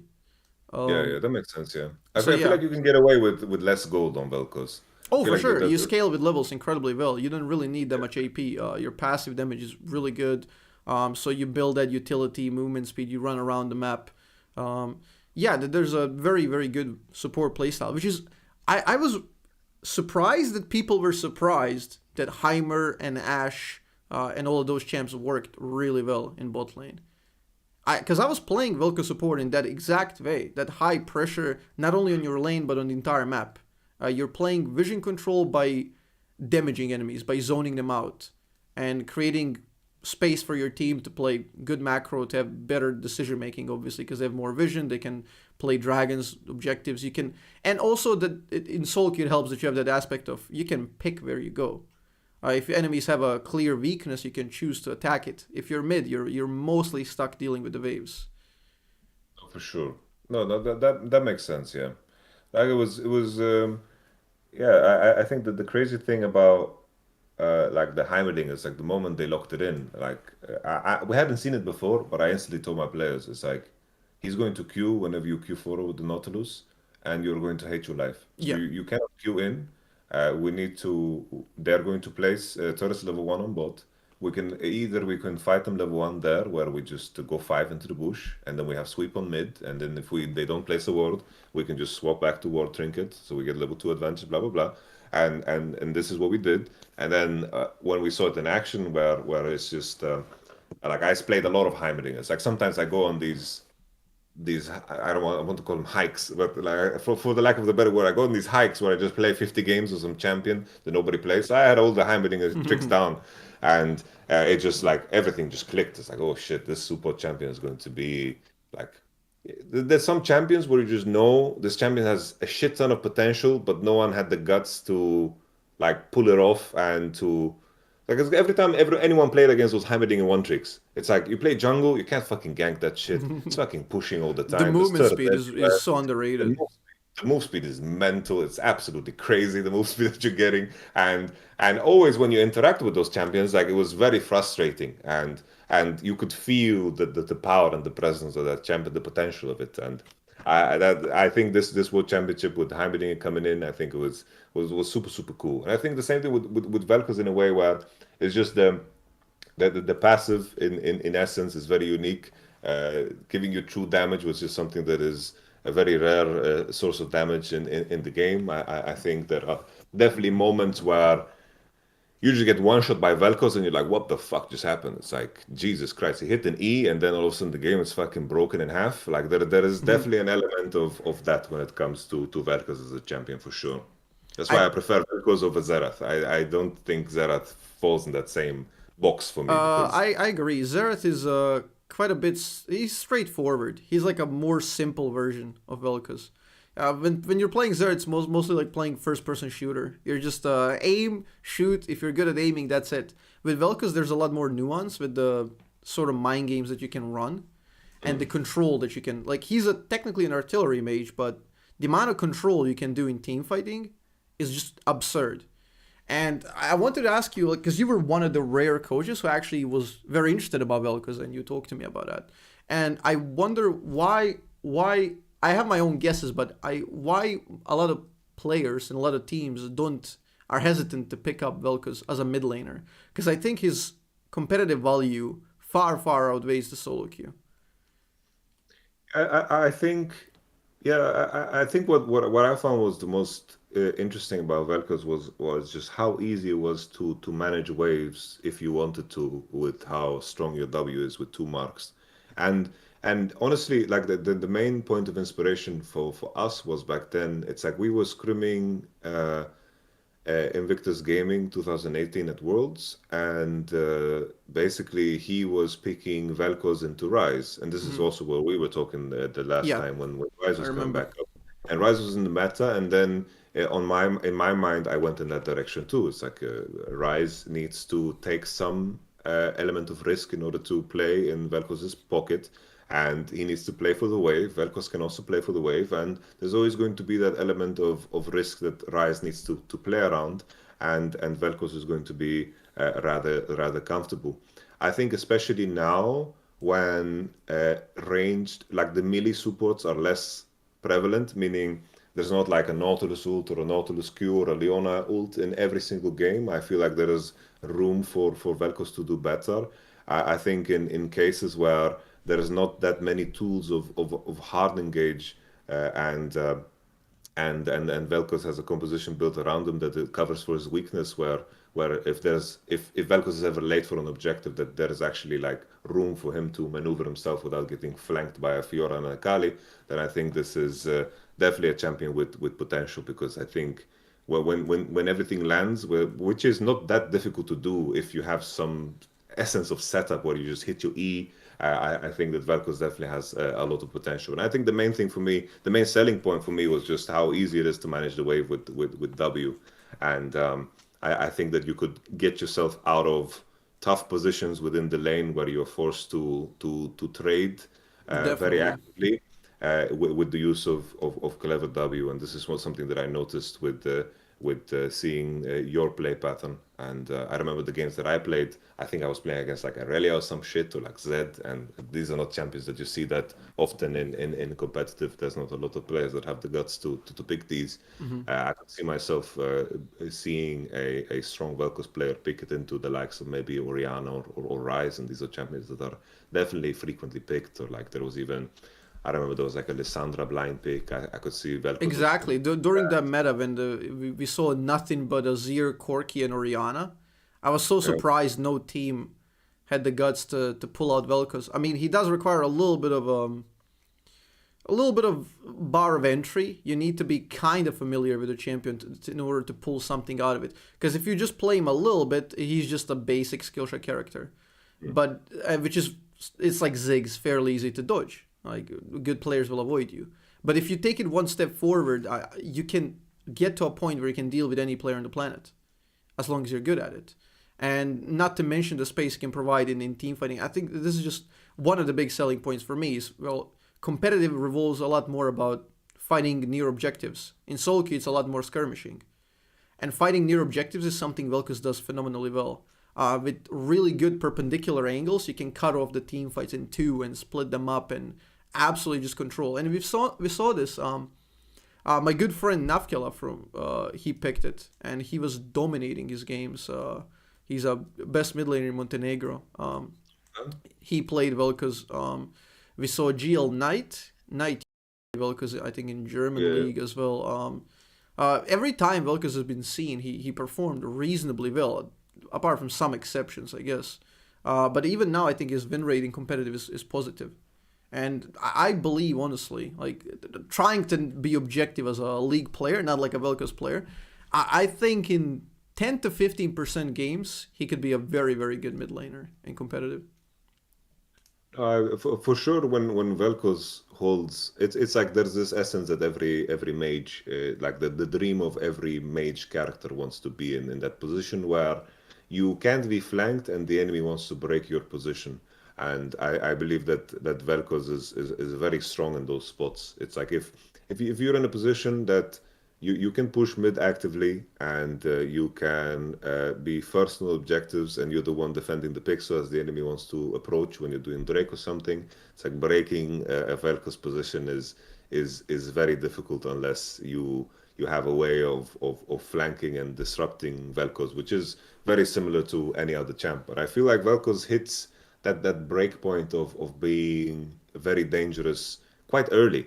I think that's what's so unique about Vel'Koz is that whenever I've played a lot of Vel'Koz, I never felt like so barred by my items as I sometimes felt playing maybe a Victor or a Orianna in those same spots where maybe I have a half completed Ludens and we're fighting for second Drake because it was killed early in the game and I didn't have a chance to base. In that same spot, if I hit a full combo with Vel'Koz, probably I'm going to do so much fucking more than I'm going to do with an Orianna or Victor For sure. at that point of the game. And I think that's where it becomes pretty interesting because I think that Vel'Koz in 3v3s becomes active quite early if he's set up for that success. Like if he can just hit an E and a Q and an R with a W on top of that, it's like the damage. Victor and Oriana can't really compete. You definitely reached that lethal damage threshold earlier, and you're also hard to punish because you can, as you said, you can control waves. You can get away with a lot of bad matchups. You have very long range with your Qs if you want to pick apart specific minions and cannons that you're being zoned away, while you can also control with a W. So yeah, for sure. I think there's no real reason not to pick it. In certain cases, obviously, like because he's like his primary weakness would be he's not the greatest split pusher, so you would have to minimize the time sent like in a side lane. So like even if you win the lane, it doesn't matter if you're being sent to split push to match a duel or if enemies can 1-3-1. It's kind of tough for you because you're losing your strong player on the side where he's not quite effective. You can't really overextend, so you would have to just catch waves and play on windows and objectives. So Yeah, for sure. I think that the main thing that I would have in the back of my mind with Vel'Koz is like my initial point. At least this is my impression. It's like, of course, you are the Vel'Koz god. You are the man that has a podcast called Beyond the Void.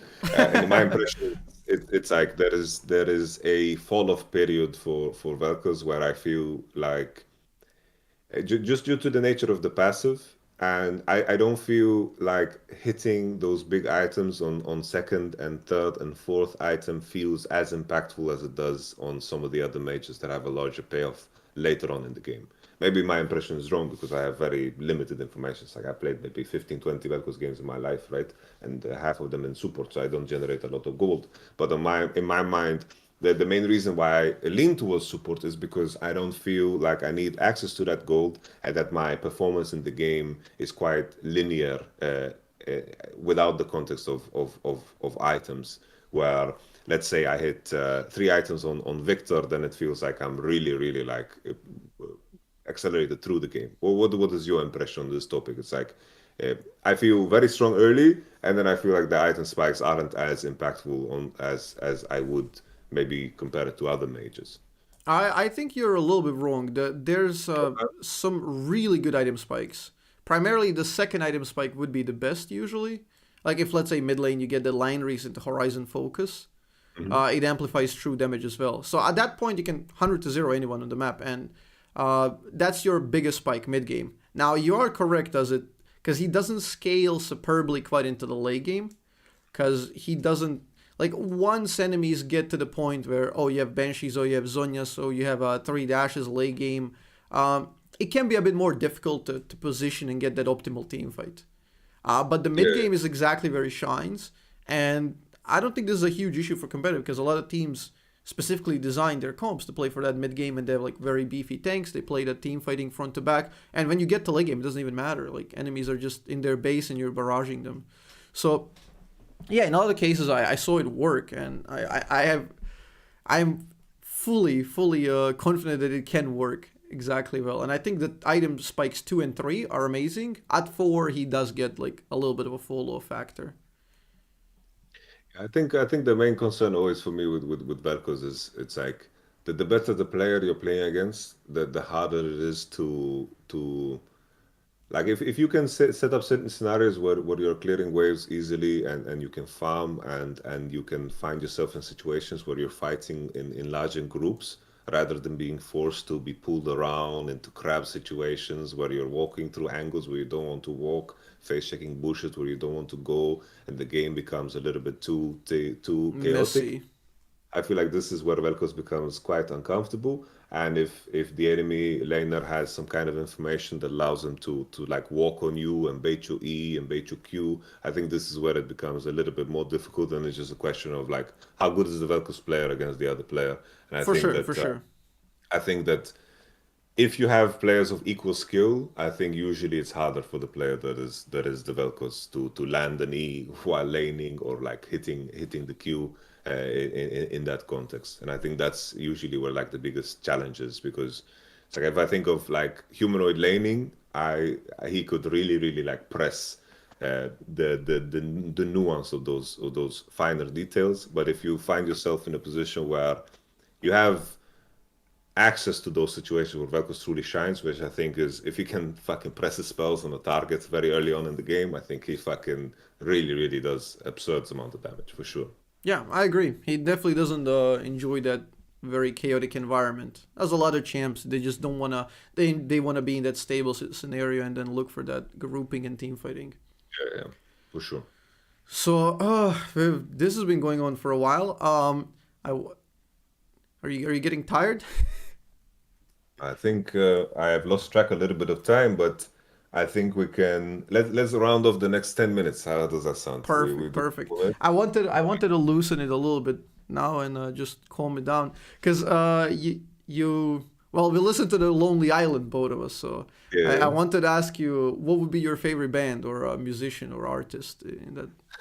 Ooh, it's a tough one because I have a very mixed taste. I've noticed that my taste is all tied together with the producer that is Rick Rubin. I don't know how much impact he does, but he has managed to choose the bands that I have a lot of interest in. So on my end, my favorite artist probably of all time is Kendrick Lamar. Mm-hmm. I believe that he definitely, like in terms of lyricism and in terms of just musical genius, for me, it just hits home always. Like I never get bored of what Kendrick Lamar does. And then right behind him, I would say System of a Down and Red Hot Chili Peppers. So this is a very very crazy one. But Broad, broad. these are the three. Like if I had to choose three artists to always listen to and never listen to anything else again, this would be my go-to. How about yourself? I'm curious about you. Amazing choices. I'm a huge fan of well, the album Toxicity, System of a Down, absolutely amazing. Peppers. I've listened to that tribute band. Never saw them live, sadly, but I do love some of their songs, for sure, Mm. for sure. Like they just have that vibe you can listen to.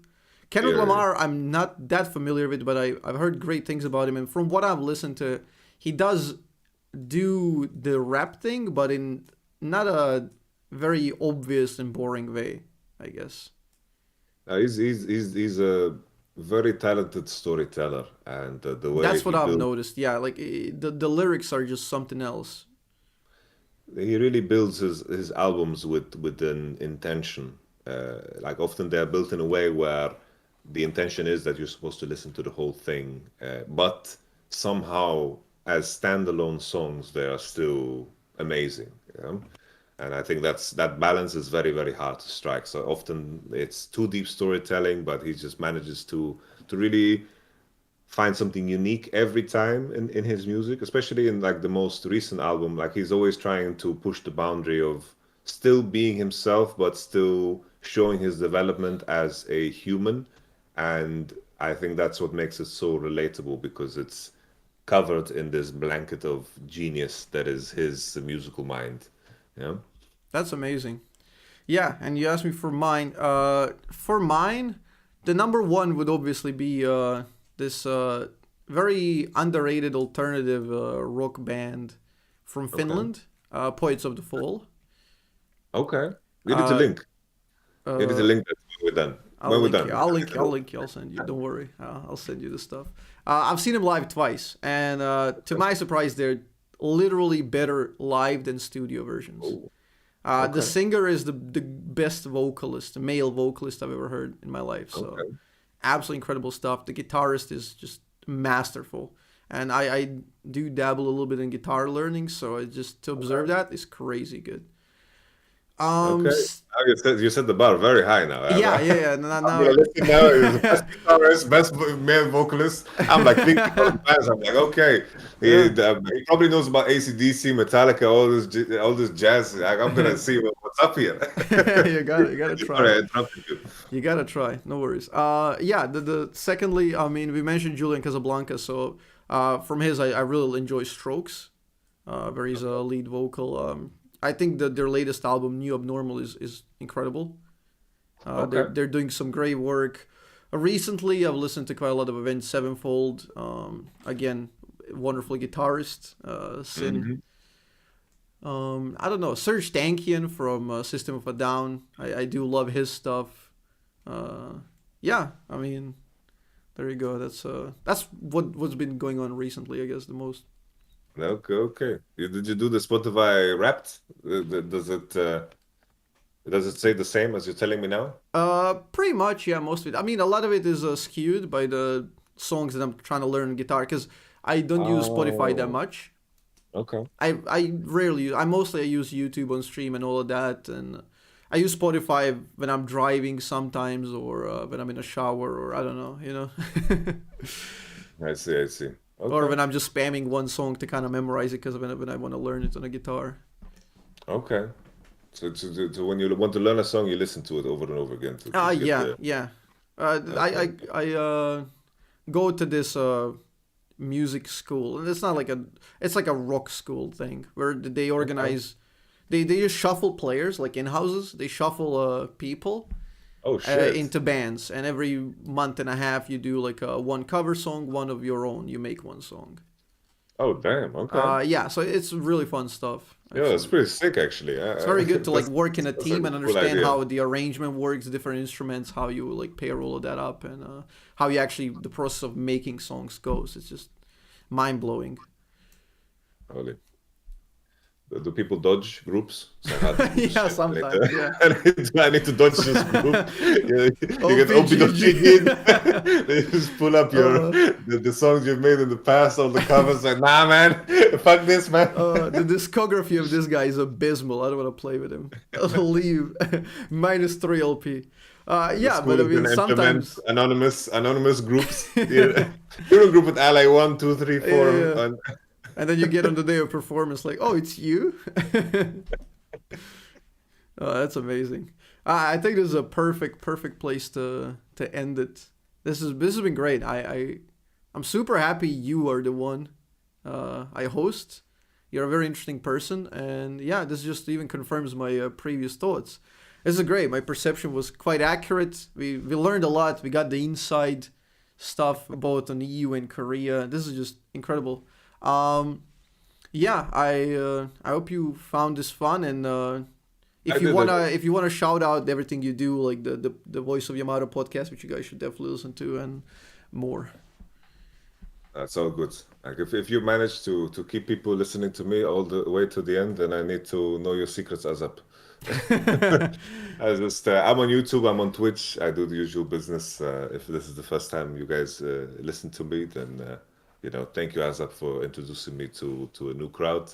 I appreciate you taking the time and you reaching out as well. Sorry for being slow there in the beginning. I need to settle a lot of things, and I am in an Nah, don't apartment that worry is about not it. even mine. So I'm happy that you stuck with me and found the time very quickly when I actually managed to settle down a little bit. So appreciate for being patient with me, and I'm excited to listen to future episodes.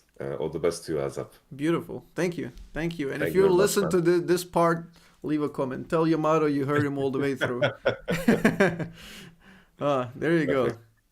Thank you, and bye bye. Best of luck, man. All right. Best of luck, man. Thank you. Bye bye.